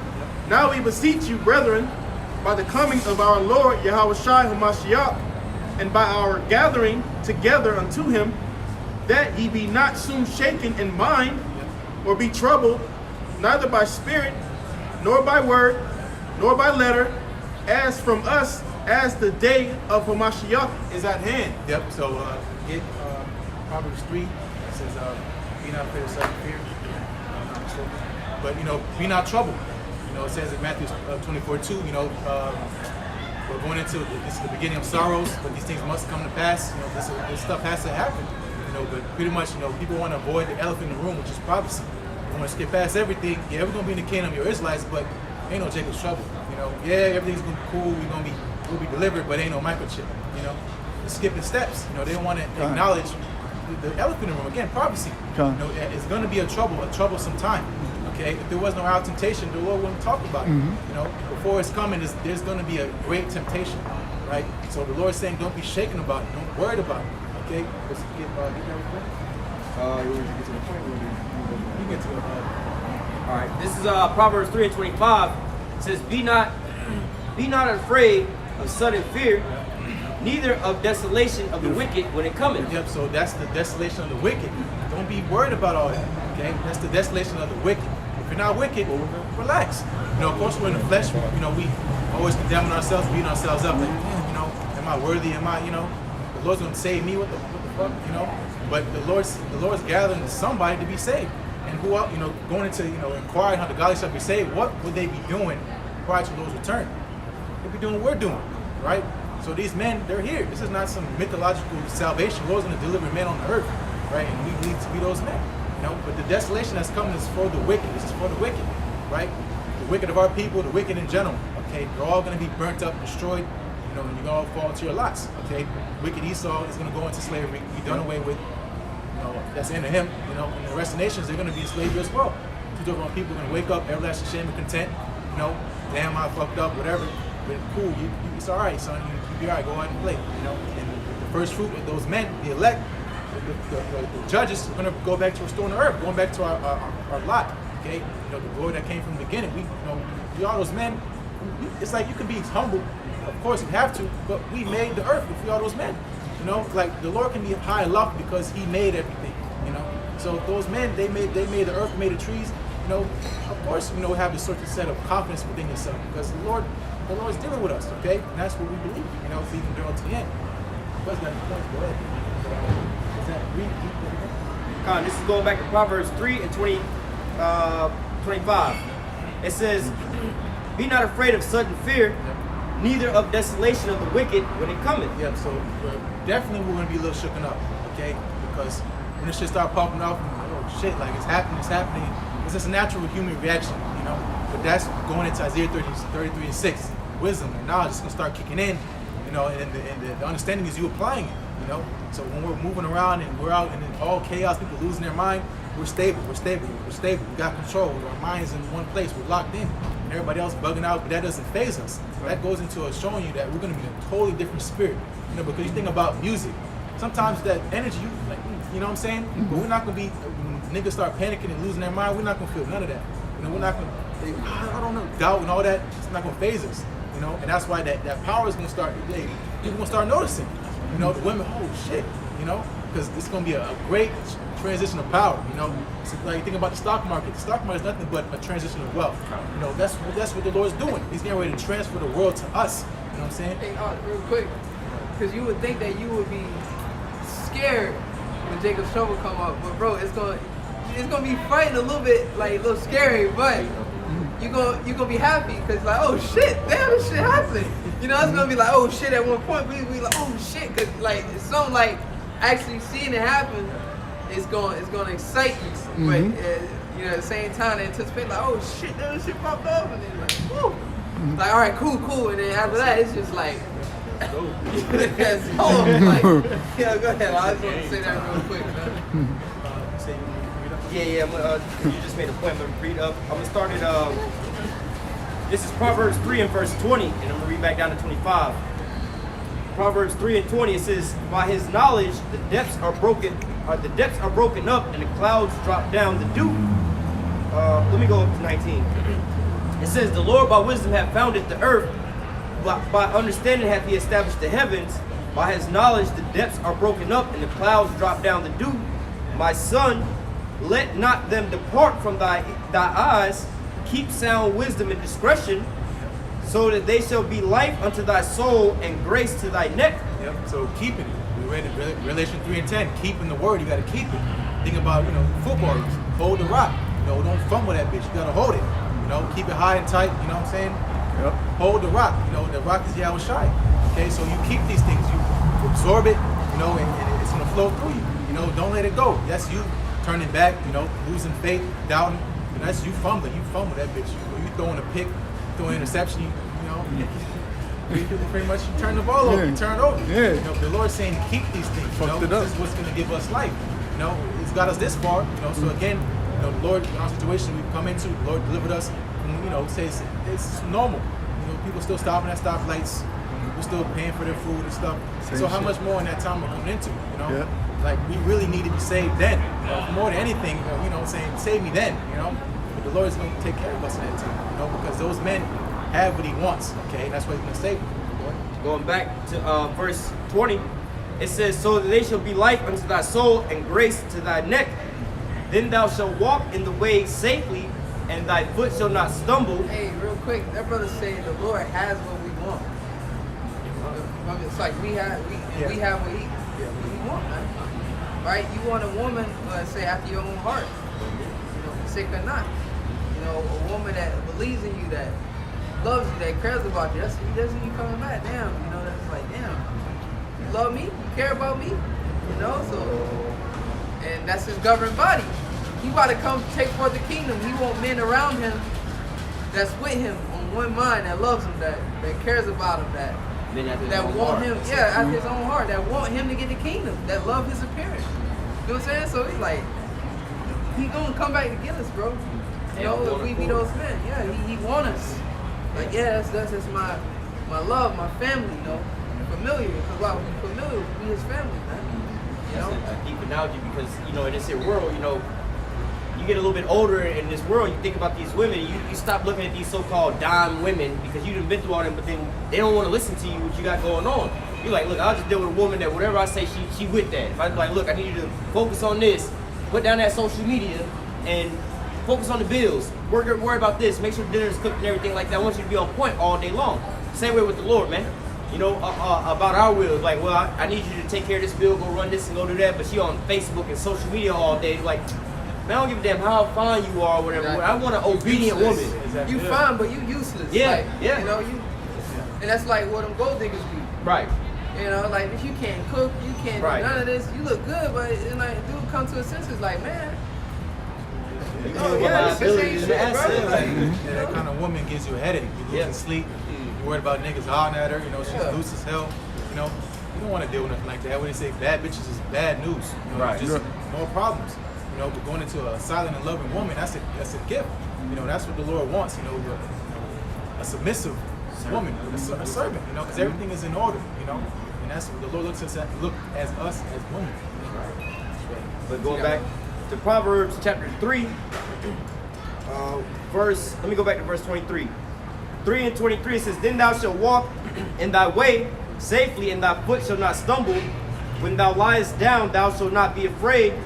Yea, then thou shalt lie down, and thy sleep shall be sweet. Be not afraid of sudden fear, neither of destruction of the wicked when it cometh.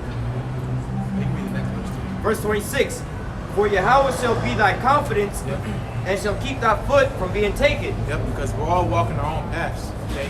And everybody has a destination. You know, going into our path, we hope our end is to be life. You know, that narrow and straight leads to life. That's how we get into the broad. People they're in the broad, they're getting ready to hit a brick wall, and that's going to be their death sentence. You know, so us keeping our foot, that's the Lord making sure that we're in a straight line, to get all your ducks in order. You know, you think about, you know, when you're with sheep, you know, you need a shepherd. You know, so you know that's what the Lord is to us. You know, we're following our shepherd, keeping us in line. Make the stick, you know, get your ass in line. Get your ass in line. You know, that's what the Lord's doing to us. That's the chastisement to make sure you actually going what you need to go to. Exactly. But everybody else, they're being led to pretty much a pit. You know, but you got something to go into that. Just a quick precept to what you're going to. It's the book of Psalm 17, verse. We start at verse 4, but the point is at verse 5. It says, concerning the works of men, by the word of thy lips, I have kept me from the paths of the destroyer. Hold up my goings in thy paths, that my footsteps slip not. All right, and that's the Lord. He wants us to continue in his footsteps.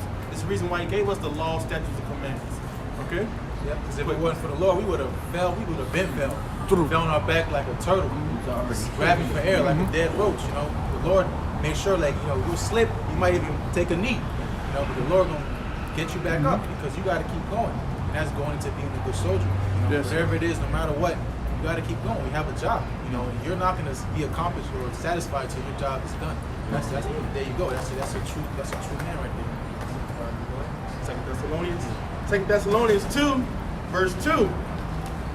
That ye be not soon shaken in mind, or be troubled, neither by spirit, nor by word, nor by letter. Neither by word, because again, persecution. You know, with bad tidings, bad news. The devil will say, anybody out there speaking in the name of Yahweh Shai, you know, he might not say that like that, you know, but that's pretty much what he's saying. Anybody out there preaching, speaking how they speak, dressing how they dress, get them. You know, there's a reward for them. If you see them, call 1-800, yada yada. You know, and they call it medical misinformation. That's basically, you know, that's basically what they say. If you preaching Yahweh Shai, you know, it's medical misinformation nowadays because it's going into what the mark of the beast, man. You don't be surprised if your own mama mandatory. And that's the No, scriptures it say ain't. that. They Real. your own household, Like, you know? Like anybody, like, oh yeah, he live off of such and such.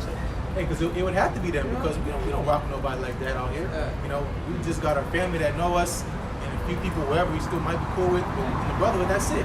So people that's gonna snitch on us is the people that know about us. You know, so that's exactly what's gonna happen. Reading on. Verse 2. That ye be not soon shaken in mind, or be troubled, neither by spirit, nor by word, nor by letter. Shit getting sit in your mail, might be getting death threat text messages. Right. You know, fuck that shit. You know, what's gonna take us away from the love of Yahweh Shai? Nothing, because that confidence we read earlier, the Lord got us. Why are we scared about? Why are we scared of you? You know, the Lord got us. We're not have to worry about nothing that anybody got to say to us. Okay, because at the end of the day, the Lord's gonna protect somebody. And again, that's the leap of faith. You don't know until you try. That's right. All right, you don't know until you try. Okay, you're not gonna know the Lord with you unless you try. Right? So hey, the Lord said, "Put me in remembrance." You said you're gonna save me, shit. Okay, not tempting the Lord like being an asshole, but Right. bro, the Lord is gonna do a great thing, and you have to believe that, man. You gotta trust in the Lord. Trust. Just like you trust somebody, trust your brothers. Just trust them. Got you. Keep telling you over and over, and you're gonna be straight. It's gonna get ugly. The skinny of it is gonna get ugly out there, but you good. I'm gonna tell you that again. It's gonna get ugly, but you're gonna be good. They're gonna get effed up, but you're gonna be good. That's what the Lord keeps telling you over and over in layman's terms. And you gotta, I mean, it's hard to believe it because you see how bad it's getting out here. But the scriptures keep telling you, don't worry about all that. Scriptures just don't work. Yeah, I know. I told you that was gonna happen, but did it happen to you? No. Okay. Keep watching. Watch what's gonna happen next. Oh shit, that happened. Yep. Keep watching, and it gets to get ugly and ugly and ugly. But you're still good. All this stuff is happening around you, to the left, to your right, in front of you, behind you. People just dying of this, getting yoked up for that. Stuff is happening to people, and it's all in the scriptures. But you're still preaching, you still believing, still calling on the name. Exactly, because that's them. Fuck Yeah. them. You know, it's looking good for us and looking bad for them. We, you know, as everybody else getting their check marks, like, yep, they get going on, they're gonna die. Check mark. That's what the Lord's on the left hand side. Death angels.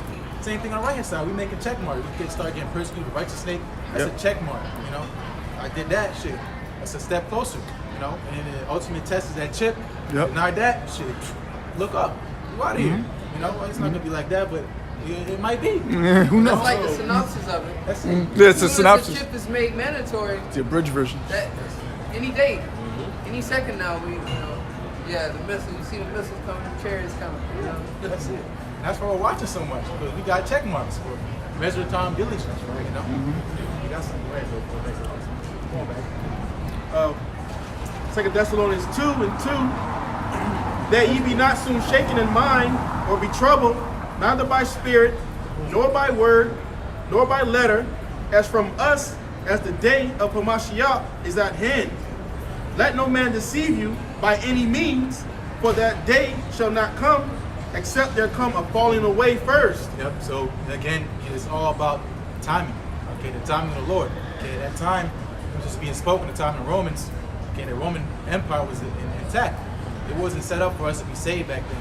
You know, so be not deceived. Okay, because Yahushua talking about, hey, you know, when you see all these things, you know, guess what? I'm coming. You know, there was wars, rumors of wars back then. That's what the disciples asked him. Thou this time restore unto us the kingdom to Israel. You know, but it wasn't that time yet. So Apostle Paul making it clear, like, we're gonna have to fall away. It's gonna be a long time before we get out of here. You know, so be not deceived. All right, but now we're at that time. Finally, we can say, man, that's that. Now we're in that spot. And we keep on reading into it. You know, it's going into this double being set back up again. You know, you have to know prophecy. You have to know these prophecies. But it bust the heart. You know, going into it again, man, you have to know these prophecies. Speak myself first and foremost. If I'm preaching, I gotta know what I'm talking about. I gotta really know what I'm believing in. That's why you have to go into the history and do your diligence, because it's how you prove your faith. You know? Go ahead. Reading on. Except there come a falling away first, and that man of sin be revealed, the son of perdition. So the man of sin is revealed.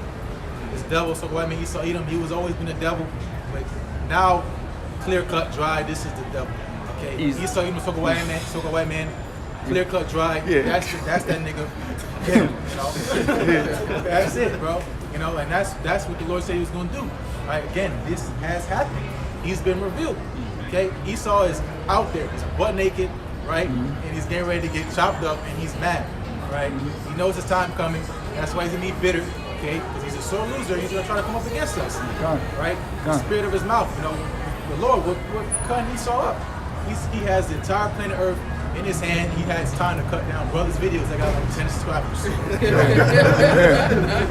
got billions of dollars, trillions of dollars, everything he wants. You can imagine, but he's cutting down brothers' videos with like 2 views. You know what I'm saying? That's how you know he's hurt, bro. That's how you know what we believe in is true, man. Reading on, verse 3, verse 4. Who opposeth and exalteth himself above all that is called the Most So High. it's giving even more details. What is this man gonna be doing? He's exalting himself above the Most High. Everything that's called God. He got planes called falcons and eagles. This man making tall buildings. God Black complex. Hawks. You know, he thinks he's so original. He's just trying to copy. That's why you have artificial. You know, he wants to copy the Lord's creation and claim it as his own. That's what the devil does. He'll take your invention and put a pact on it or whatever, some kind of paper to say that's mine. And then use it for evil. Yeah, use it for evil. You know, like he did everything. Made water evil, made sex evil, everything evil, because it's the devil. You know, he can't do no good. And that's him exalting himself against the Lord. I can make a child without the act of a man and a woman. Right. I can have designer babies. I can make you be born in 2. You know, you can eat, you can live, and I'll just give you some fluid, and I got all the vitamins you need. You don't gotta eat apples, you don't gotta eat nothing. You know, because I'm God. That's what this devil thinks. I can make a better whatever. I can make better anything because I'm better than the Lord. By my technology, come worship me. Come on my side. You know, I'm gonna show you. You know, you want to be a God? Okay, worship me. You know, and that's the that's the chip, bro. I think got an issue. He has a very bad issue, man. And it's like a lot of people have issues. He has the influence to actually act on his issues. Like, he has money. He has time.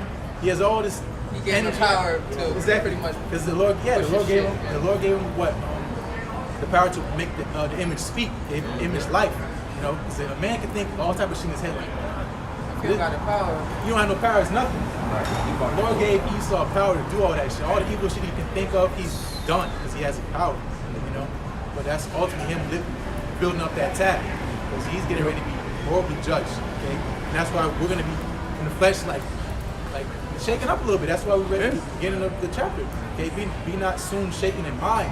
Like this is not for you. Don't make it for you. If you condemn yourself, you know, but it happens. You know, the Lord said, "I'm greater than your heart." So if you're condemning yourself, you know, you feel beat down, the Lord will find. He'll lift you up. Yes, sir. You know, that's you need that.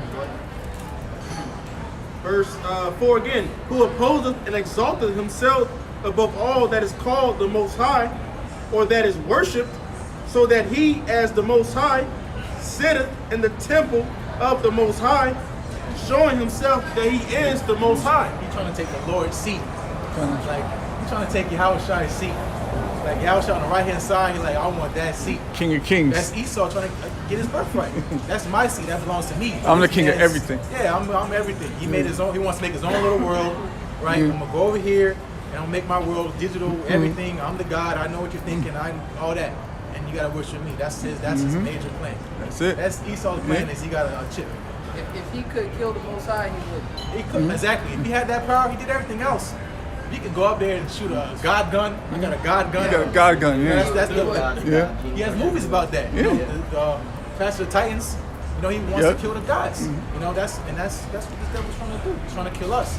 That's the only thing he can really do because he's in this physical realm. He can't touch the world. He's gonna try to do with us. But if he could, he wouldn't have that respect. No, that's God. Who would even think about it? Who would do that to God? Holy. Nah. Yeah. You gonna challenge him? If he had the chance to take out the Most High, he would take out the Most High. But most people had a respect. Like, why would you want to do that? That's God. Why would you want to do that? Like, that makes no sense. You know, but Esau Edom, nah. His mind goes beyond that way of thinking, man. You know. Go ahead. You got it. Yeah, that whole chapter. Verse 4. Verse 5. Remember ye not that when I was yet with you, I told you these things? Yep. So that's our remembrance. You know, you have to know prophecy. Things start making sense, and while we're here, those big questions everybody have, you have to understand prophecy. You can't get around that. While we're here, what's going on, what's this and that, prophecy. That's the only way you're gonna get understanding. Okay, you have, because that's what confirmed. Like we had that question in the world, we're trying to inquire, is it this? No, it ain't that. Is it this? No, it can't be that. I don't. Then you came here, and this is that wholesome doctrine. It's hope. Every aspect is covered. I was just going to say that the Bible covers everything. It covers even your UFOs. You want to know what UFOs are? All right, what's that thing? It's in the Bible. All right, everything. How to live, how to treat your woman. How to serve the Lord perfectly. It's all in here. It's all in the book. It's all here. All right, it tells you who you are. It tells you that you're great. And it tells you that you have enemies. It tells you what's going to happen it's all here, brother. That's it. It's an instruction book. Yeah. It gives you everything you need. The word does all the thinking for you. You know what I'm saying? Go ahead. Reading on, verse 6. And now ye know what withholdeth, that he might be revealed in his time. Yep. So we went into a little bit earlier. He's going to be revealed in his time. The time for this devil to go down is now. He went down to the Romans. The four beasts. It fell. It was wounded, but it came back. Okay, that dragon came back alive. To where we see now. Okay, but he hasn't been done away with yet. We're still in the four beasts, right? So him being revealed in his time now is a time where he's going to be done away with. The Lord, Heavenly Father Yahweh gave Yahushua the authority to now take this man out. I need a card, but I got to go. Verse 7. Can I get a card? Call it again. Salakia. 2 Thessalonians 2, verse 7. For the mystery of iniquity doth already work. Yep, so there you go. He was already working then. Okay? The Greek freaks, and then at the time of the Romans, Esau was in power. He was working. He was already working. Okay? Working his wickedness. When he came into power, read the Maccabees. Wickedness increased to a number not even fathom, okay, to be possible. Talking about what this devil would do to the Babylonians, like he did that, So imagine how much more in this time. This devil was gone way far beyond all that, because now he has technology to an instant. So for one man to do how much sin he did in this world, it probably took him 10 years to do what he does now. In a week, a man could do so much wickedness compared to the ancient man back then. Strong man make a good woman. Hey, real quick, I remember him was one of my teachers from high school. Hey, now look at the table you teaching. He was a bad boy. Man, this dude was bad. I called him. I'm sorry, I don't want to disturb you. But I called him my class one day. I said, boy, you sure got all the bad grades. I'm going to fail you. He went back in the corner, man, that MF gave me a nail. It's on camera now. Glad to see you doing good, brother. Yeah. That's how it goes. It's always good. When you know yourself. I had them women though, right? Yeah, I used to shake my head. Brothers, I need a card. Yeah, come on, I never forget a face. We're here every day. We're here every Saturday. I'm a working man. You got YouTube? You're on YouTube, on the internet? I got a telephone. There you go. Hey, Hey, real quick, hey. Yeah. But what I come to realize from high school, man, they taught us a lot of history in high school. But the true history, man, you so-called Negroes, the Negroes, right? They taught us in high school about slavery and everything. But through the Spirit of the Lord has revealed unto us, man, that the so-called Negroes over here in America, that we are the Jews, the original Jews, the Israelites that the Bible speaks about. And we pretty much fled into Africa in 70 AD when the Romans persecuted Jews. Okay? And then the Africans sold us over here, but this was all prophesied in the scriptures that this will happen to God's people. Now in school they teach us about the Holocaust and all this stuff, but the real Jews are the so-called Negroes over here in America. All right? It's Jesus Christ. This is the so-called white man. All right, Cedric Borgia. Flip that over real quick. That's the devil. You have to switch it about. Yeah, he looks like all right, the during devil. the time of the Renaissance period. All right, That's right. this man lived during 1400s and 1500s. Now, the Bible describes the Lord. He looks like this, man. All right, this is the true image of the Lord. All right, and this is the history that they don't teach us in the public schools because Churches.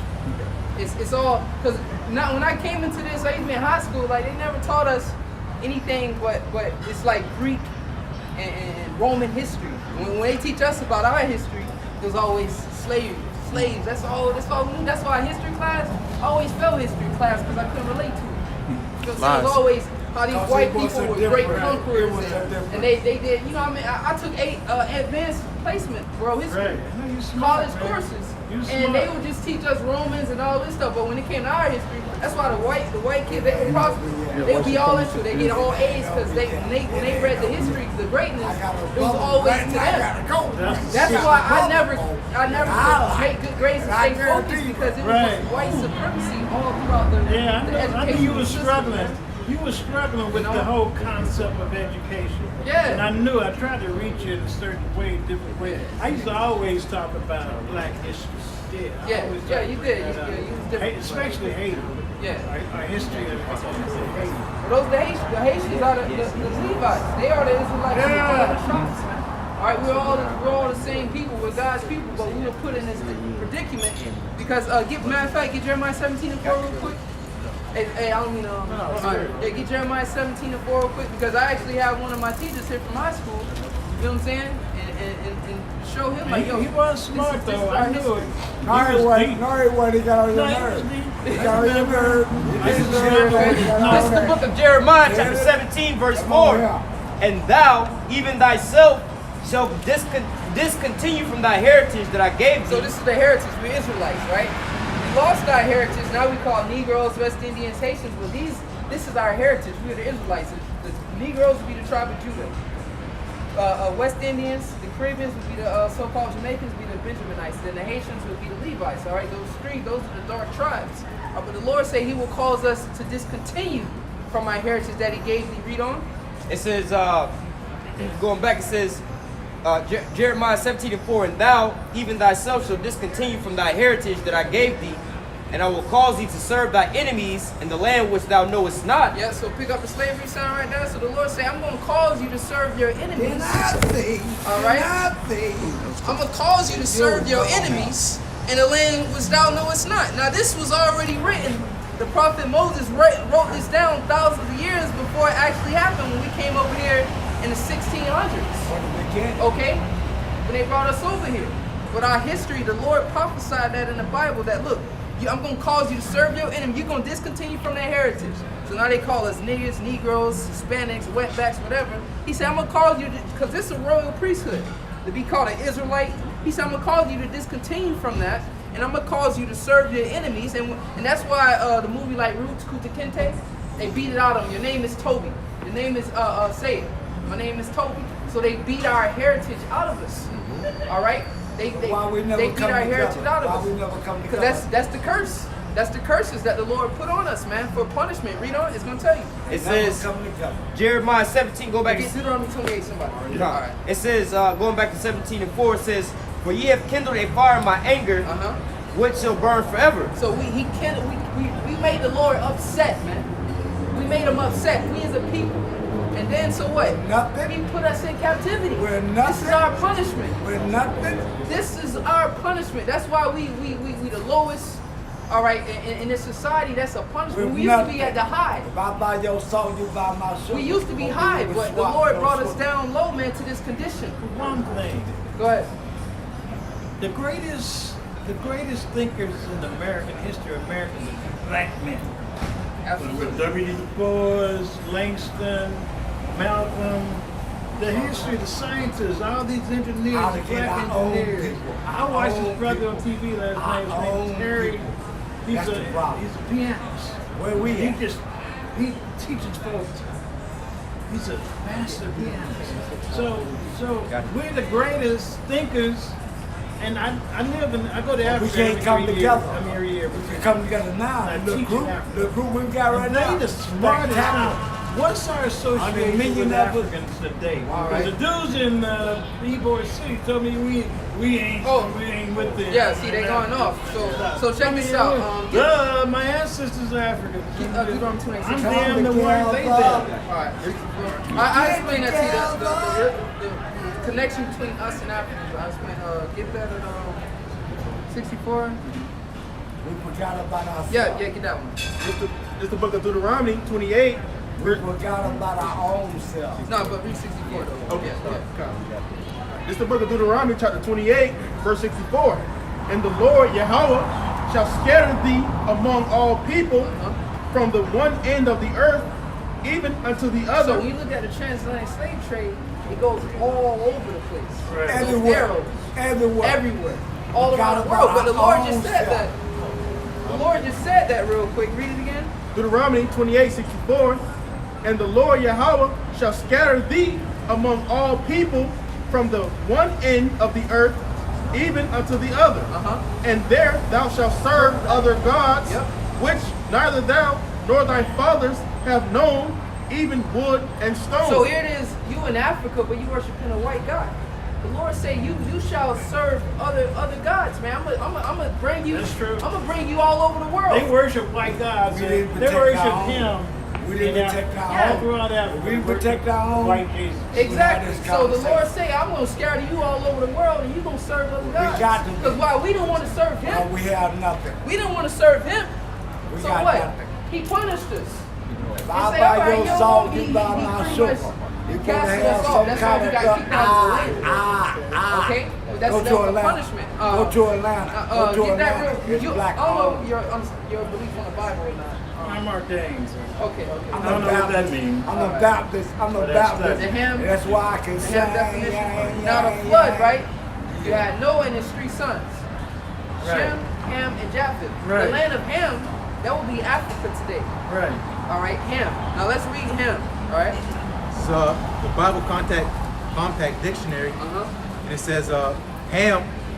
It says the youngest son of Noah, born probably about 96 years before the flood, and one of 8 persons to live through the flood. Yep.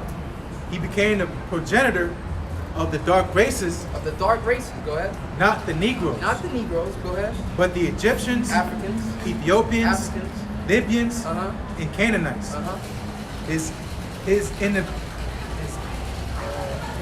indecency, when his father lay drunken, Yep. brought a Indecency. curse upon Canaan. Yeah, Indecency. Yep. So, all right, we fled. Remember, we're in Israel. We're the Israelites. We fled when the Romans sacked Jerusalem. All right, we fled from Israel into the west coast of Africa. So when you probably go to west coast of Africa, like No, Nigeria, East or Africa. East Uganda. Africa, all right, Uganda. So our people are amongst them.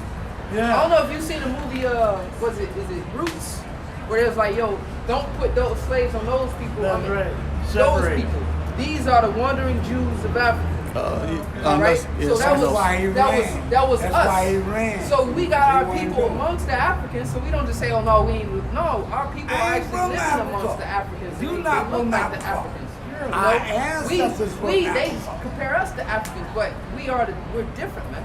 All right, they dark Totally. nations just like us. Holy. Just like I know you seen a dark East Indian, Yeah. a dark, so there's many dark I nations. seen one too. Australia, yeah, they're dark, but I seen one everybody was blacker dark than at me. one point in That's time. right. I'm black Before the so and white so. man came Boy, I to the bet you planet. that. So Yeah. our people are among the Africans, but we're not Africans. We're Israelites. That's We right. come from the line of Shem. They come from the line of Common Ham. sense, baby All boy. right. Common go ahead. sense. I got a Common precept sense. going into the transatlantic slave trade because again, this is our history and we just continue from, right? You're talking about the Africans and things like that, right? That's right. This is in We the book of wasn't there, we Joel, wasn't there. chapter Talk 3, I'm gonna start at about verse now. 3. Yep. It says, they have cast lots for my people and have given a boy for a harlot. Cast lots meaning they sold us, right? Auction Right here. blocks. Auction block. Son, where is it? That's Right all here. That's right. It has cast lots for my That's right. people. Down north. Yeah. And do you know what the New York, items, everywhere. Yeah. You do you know? know the items that they used to trade them for? Items. Yeah, they was using some type of currency. They didn't just give them money for it, right? You understand that? That's They right. tell you They gave that- them muskets, they Right. gave them wine, and then also prostitution. That's right. This is why there was a shortage of men over in Africa because the Africans was taking up the muskets that they was getting, and they was hunting down other of their own tribes. This is how they got in that messed up situation they're in The now. white girls too. The white girls in the. But we just dealing with our people though, right? So now we're reading an account of what happened before this even took place, right? Going back to Joel 3 and 3, they have cast lots for my people, and they've given a boy for a harlot and sold a girl for wine that they might drink. So the prophecy would say this is exactly how the transatlantic slave trade would go down, right? We go further into it. Yea, what do you have to do with me, O Tyre and Zidon, and all the coast of Palestine? If you're just going into, these are the Africans, right? So the Lord is talking to some Africans right now about selling our people into slavery, right? Keep reading. It says, Yea, what do you have to do with me, O Tyre and Zidon, and all the coast of Palestine? Will you render me a recompense? And if you recompense me, swiftly and speedily will I return it, your recompense upon your own head. Because you have taken my silver and my gold and carried them into your temples, my goodly pleasant things. Here's the point. Remember, we were reading about the Africans selling the Israelites, right? The so-called Negroes, Latino, but really just the Negroes at that point, right? So we have the players. You have the Israelites being sold by the Africans, right? Right. Now, verse 6 says the children of Judah, all right, and the children of Jerusalem. Right? Children of Judah, who's Judah? The Negroes. Well, we can get back to that. This is in the book of Joel. But that's going into the same prophecy. Oh, Joel. Joel. Yeah, Joel. Joel. I got you. Right? So going back to Joel 3 and 6, the children of Judah and the... Give me a second. Wait on this truck so you can get to understand. Ask the question. I gotta go. It says the children of Judah and the children of Jerusalem have you sold unto the Grecians, that you might remove them far from their border. Now the Grecians, as we know, is the so-called white man, right? Right. Now the so-called white man was doing trade with these so-called Africans, right? There was a three-party system. You had the so-called white man buying slaves from, or Israelites, other black people from so-called other black people, right? The Africans was rounding us up. You ever been out there? I believe it's in Ghana. They have the port of no return, the gates of no return. Those was Africans. Synagogue. They got, I think, 3 of them over there still standing to this day. Right. Where they would take us and they would ship us out. So you knew that those wasn't the same people. That's they had right. one people gathering up one group of people and sell them to these white people, right? That's right. And this was all prophesied That was before we on got TV. there. That's right. Now you can go back to Deuteronomy. All right, go ahead. Let's get 68. Deuteronomy 28, because this is the ultimate curse right here. Can I ask a that we, question before I go? Hold your question, man. I gotta ask this question. Go ahead. Who told you that we were black? Who The told white you? man The told us we white were man black. told us that? Yeah. Did you tell him that he was white? No, he's red. You read that shit in the book, right? What do you mean? Ain't nobody know who are we. We got a pandemic going on. Well, we know who we are. Yeah, Let's go. All right. This is the book of Deuteronomy 28, verse 68. Yep. See. Now listen to this curse right Come here, on, brother. Cleveland. This You is know curse you right will talk to me, And the Cleveland. Lord shall bring thee into Egypt again with ships. In Egypt, all right, the children of Israel were already delivered out of Egypt before. All right, thousands of years ago. Right. Moses came and delivered them. That's right. All right, but he said, I shall bring you into Egypt again with ships. Somebody get Revelations 11 and 8. Okay? So the Lord said, I'm going to bring you into Egypt again with ships. Now, Egypt just means double straits, meaning a hard time. So I'm going to bring you into a hard time again with ships. All right? This is Revelation chapter 11, verse 8. And their dead bodies shall lie in the street of the great city, which is spiritually called Sodom in Egypt. So where- this is that place spiritually called Sodom in Egypt. Because why? They let homosexuals get all kind of rights here.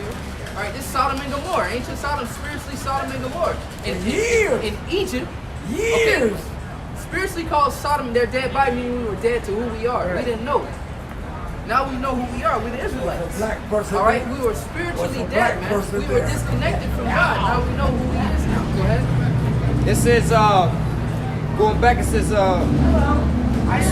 which is spiritually called Sodom in Egypt, where our Lord was crucified. Now, the image of our Lord was crucified over here, man.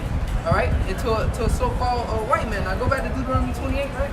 It's the book of Deuteronomy 28, 68. And the Lord shall bring thee into Egypt again with ships. So this is talking about America. I'm gonna bring you into a hard time again, but with ships. All right, go ahead. By the way thereof I spake unto thee, thou shalt see it no more again. Yep. And there yet shall be sold unto your enemies. We were sold unto our enemies. They sold us. All right, go ahead. And there you shall be sold unto your enemies for bondmen and bondwomen, and no man shall buy you. So meaning no man gonna redeem us. Like Malcolm X, he tried to save us. Martin Luther King, all these people tried to save us, but the Lord said ain't nobody gonna save us. The only person gonna be able to get us out of this is the person that put us in this situation, man. All right, which is our Savior. One thing. Go ahead. The book of Deuteronomy was written before Jacob's tribe went into Egypt. So what does it mean by again if it hasn't happened when it was written? No, that was spoken after it was delivered. Yeah. So this is Moses Deuteronomy. addressing. Yeah. It's a time frame. It's not just You one said the day. book of Deuteronomy was written So after. y'all After they got the Egypt. laws, that's when they started getting the laws and all those things Moses after was they came out. addressing Israel Now, So pretty y'all much, gonna if you go help on, You, me. you said that Deuteronomy was written by Moses then. First 5 Yeah. books were. Okay. Yeah. So he's gonna bring us again to Egypt again with ships. Now, when you look at the so-called Jews, somebody get Revelation 2 and 9. All right, the so-called Jews and Europeans, they converts. They converted to that land. They got that land in 1948. That's right. All right, by the Jewish, the FBI That's put them in right. that land. Americans and the British. Yeah, exactly. So what? They German. taking upon our identity and calling themselves That's Jews. right. So read that. This is Revelation chapter 2, verse 9. I know thy works and tribulation. Tribulation and poverty. That's what we in. Them so-called Jews, they own everything. Banks, That's right. welfare state. So We ain't got the prophecy nothing. not applying to them. The Lord say, I my just people, told they, you I know about they my works, sister. they tribulation They and all poverty. know. All right, go ahead. Go ahead. Go ahead, Doc. It says, Revelation 2 and 9, I know thy works and tribulation and poverty, Uh-huh. but thou art rich. But we are rich. Why? Because this is our heritage. Right. The kingdom of You heaven. build Go it ahead. all. I know the blasphemy of them which say they are Jews and are not, but the synagogue of Satan. Yeah. They say they are Jews and are not, man. They're not. Those are the fake Jews, man. All right, Y'all and, eat yet, and the chicken? Lord Y'all Yahweh eat Shai, chicken? Y'all eat all right, chicken? was a so-called black man. He would be considered a Jew. So this is what the Bible described him as. Now that don't look like a European. That looks said like it look like so-called mine. Negroes. Exactly. Hair like Whoa. wool. Okay. So that's Oh, yeah. that's our brothers, it. man. That's right. We You know, cool. you got That's it, what they uh, saying. Yeah, because this is history what we're playing back That's again. right, brother. What has been taught. You know, this only fits us. That's This why history they has not hate us happened to the so bad. so-called white We're man. cool. Being brought over in slave ships, being sold. When does that happen to him? You can probably say one person, two persons, maybe on accident, you can get away with that. But as a whole, we're only here because we've been brought over here. You know, so this is the history that again we have been taught. Are you familiar with the Khazars, Jews? Yeah, they're Khazars. Khazars. Yeah, Khazars. that's what they are. Converts. So that's who they are. Yeah. In 800, 900 AD, they decided they had to jump on this religion Yeah. because it's Exactly. dominating the world. Exactly. So they took it. They was in Northern Europe. Yep. They took it Yeah, he over. knows. They It's came 740 on AD. through. It's Yeah, I was teaching that in high school. This is- Oh yeah, wait. Yeah, hey, But yeah, that's a foundation for what Nowhere I should be hearing. I hear what you're saying, Tom. They're the white man, all this type of stuff. But they was in Europe and decided they kind of flipped the coin. What they believe is Islam or it's Judaism. Yep. Very Exactly. exactly. That's what they chose. Exactly. And they chose, and then they chose the right thing, but they, like you said, they went power of the world. Yeah, but the Lord is going to put us back in that power, man, when He returns. But you know, I gotta run, man. Oh, go Let me ahead, give you a man. donation. Yeah, we can give him time. Give you a donation. Thank you. All right, man. Hey, take care, man. Good seeing you. I ain't gonna say that. I ain't I gonna give say you, that. I give you a spin. I thought I had to beat you up, bro. Yeah. Hey, I ain't gonna lie, man. Hey, that's a All beautiful right, lesson man. right Hey, look at there. that. It's a spirit. I gotta go too. Call Allah Yabashim Hashem, You man. already know what I love. Yeah, we know the All right.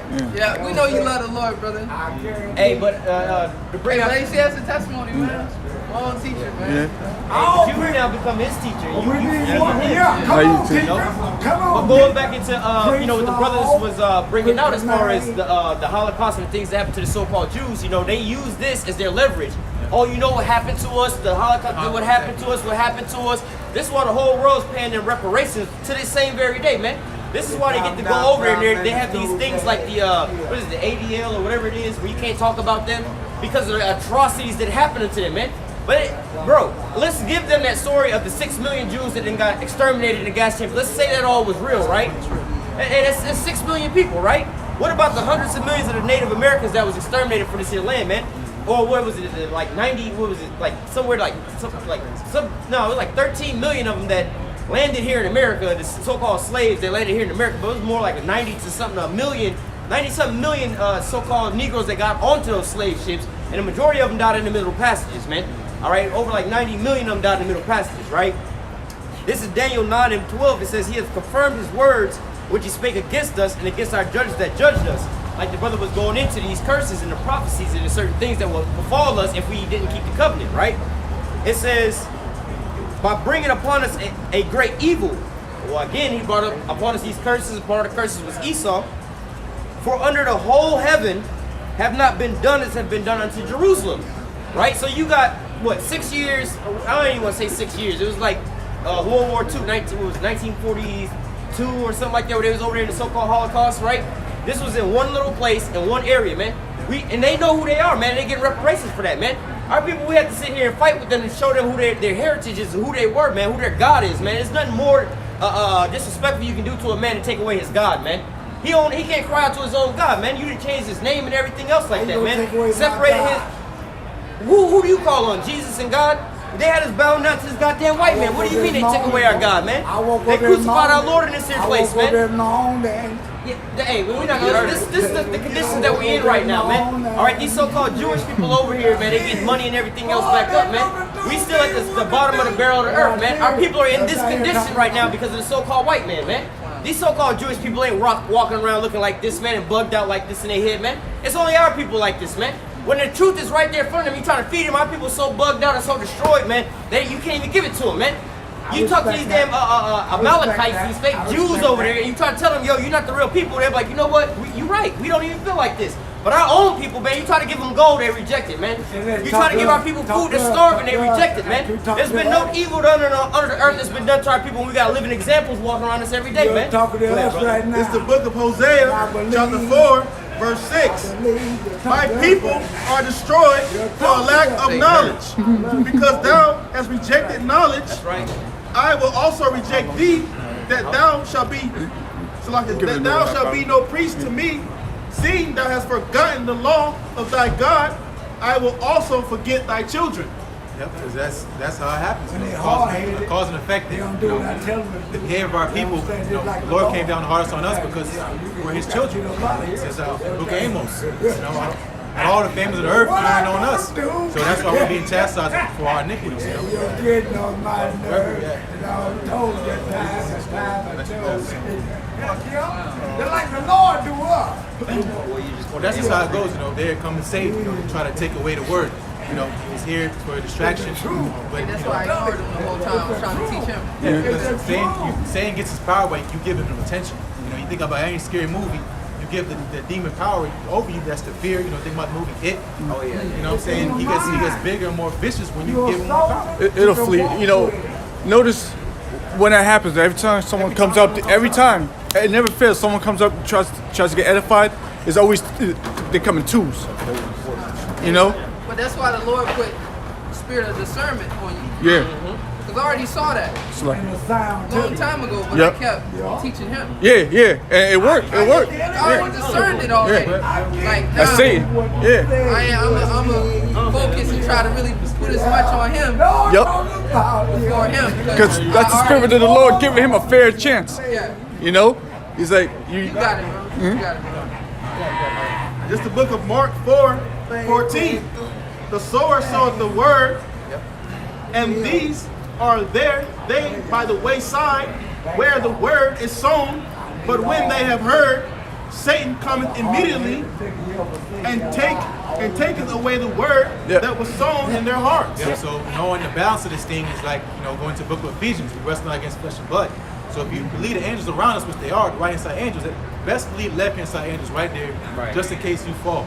You know, trying to get in, trying to infiltrate, and that's your mind. You know, trying to find some room, find some wiggle room, so they can infiltrate you, your mind. And once that seed's planted, okay, and the left hand side, that's you going the wayside. You know, so that's what happens. You know, the word's only going to profit to those that, you know, be mixed with faith. You know, everything else is just a sideshow. You know, it's all a circus show because that's what Satan does. You know, he's trying to distract you. You know, but going into our focus, we're supposed to be single-minded. You know, this is natural. So it's supposed to happen. It just shows you that what you have is precious. That's right. You don't see nobody contend against Christianity. You know, true Christianity is right here. That's where resistance coming from us. Our bills are getting cut off. You know what I'm saying? Everybody else still got their platform. They still got millions of views. They're still loved by the world. We're the ones we're the issue. You know, that just shows again the Lord's still. You ain't know about they been open. You ain't know about they feed. And then they gave it to us like planted this thing. Come on here. I'm waiting on you. Don't wait on me. I got 7. I think it was like 7. Yeah. This is the book of 2 Thessalonians 2, verse 7. For the mystery of iniquity doth already work. Only he who now letteth will let until he be taken.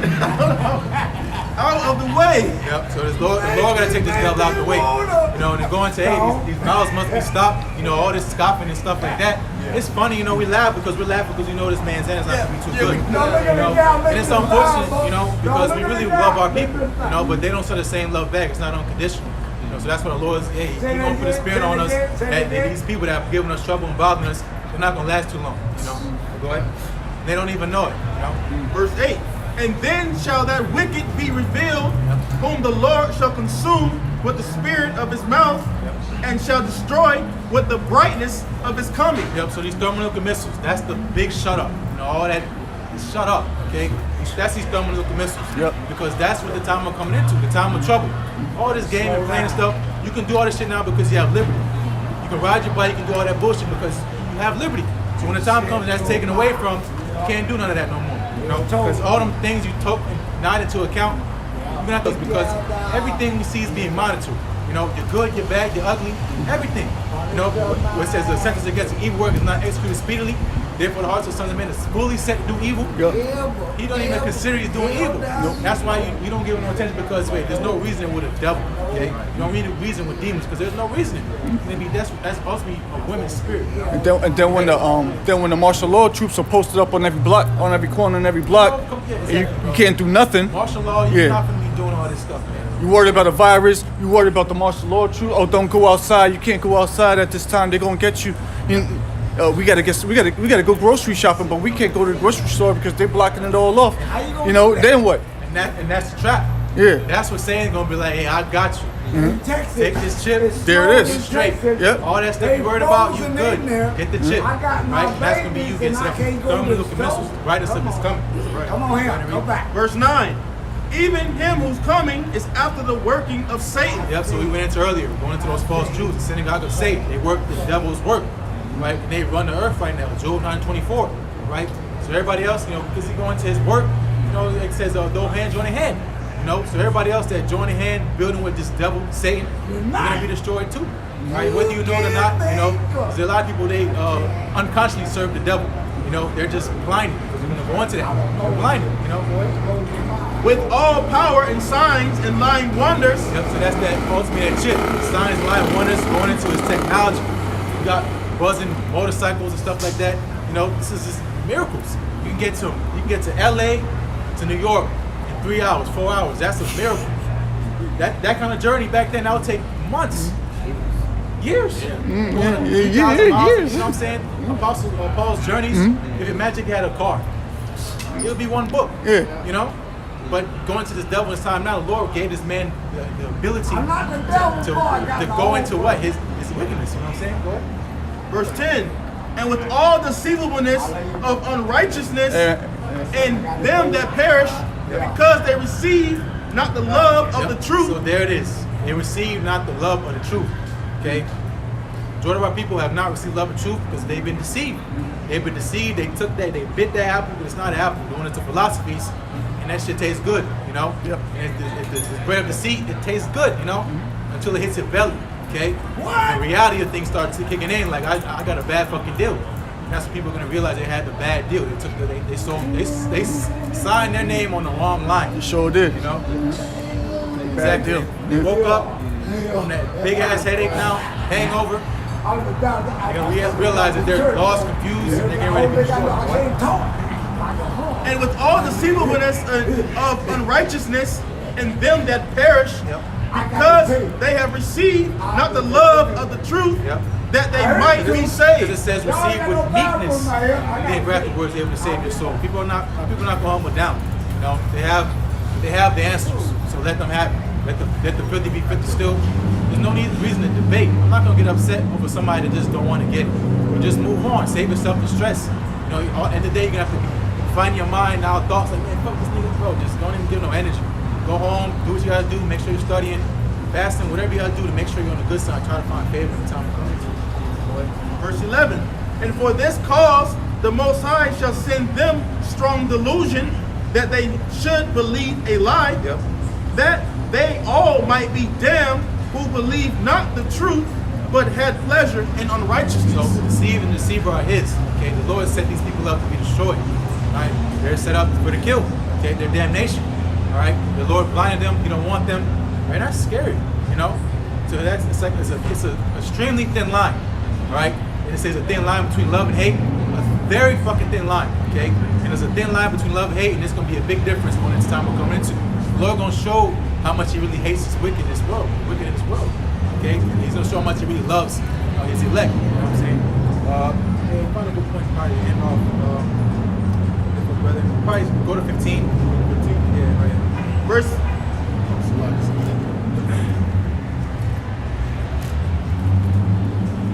2 Thessalonians 2 and 15. No, 13. But Go to 15. Go to 15. Okay, verse 15. Therefore, brethren, stand fast and hold the traditions which ye have been taught. Yep, hold on to it. You know, embrace it. Really get snug, grab on, lock in. This is what's gonna save your soul. You know, don't give up for nothing. Okay? In the comparison about the pill, don't give up the ball. You got juke with a stiff arm, protect the ball. Go ahead. Therefore, brethren, stand fast and hold the traditions Boldness, really. Boldness. Go ahead. which ye have been taught, whether by word or our epistle. Yep, continuing things with thou hast learned. You know, this we're being taught is for us in that day, being built up in that time. Everything we learned, we heard, we practiced, because we're being exercised, is going to come into play when we really have to face that time of judgment. Okay, the day of Jacob's trouble. Let's read out. Verse 16. Now our Lord Yahushua Hamashiach himself and the Most High, even our Father, which have loved us Yep. and have given us everlasting consolation. Consolation is a prize, kingdom. We have something to look forward to. These people do not. That's why they want to live it up, you know, live fast, all this stuff, because they're getting ready to be destroyed. Our promise is coming. It says the faith is evidence of things hoped for. Faith. Let me paraphrase. I'm butchering it. Hebrews 11th chapter, right? Faith is the substance thing hoped for, the evidence of things not seen. There you go. Go ahead. And hath given us everlasting consolation and good hope through grace. Yep. Comfort your hearts, establish you in every good word and work. Yep. So the faith, man. You know, this is our work. Our job is to believe. That's it. The Lord didn't make it complicated. He said, "Believe on me and do the works. Whatever your lot is, do it." Right? You know what it is in your heart. If you think you can do more, do more. Right? If you feel like you need to adjust, adjust. You know, but that's the grace the Lord gave us. You know, if the Lord gave us grace. He said His grace is sufficient for us. You know, so don't overcomplicate it. Make it simple. Keep it simple. Right? Because we're not here to save ourselves. It's always going to save us. You know, but it comes into what manner of man going into a conversation goes into your conduct. Right? How you conduct yourself out here in the midst of everything. That's your integrity. Right? So with that, you know, I want to give all praises to Yahweh, Ba'Shem, Yahushua, Ba'Shem, Rakakadash. Double honors again to the elders and apostles of the great millstone. In peace and blessed with hope of Israel. Shalom. Shalom. All right.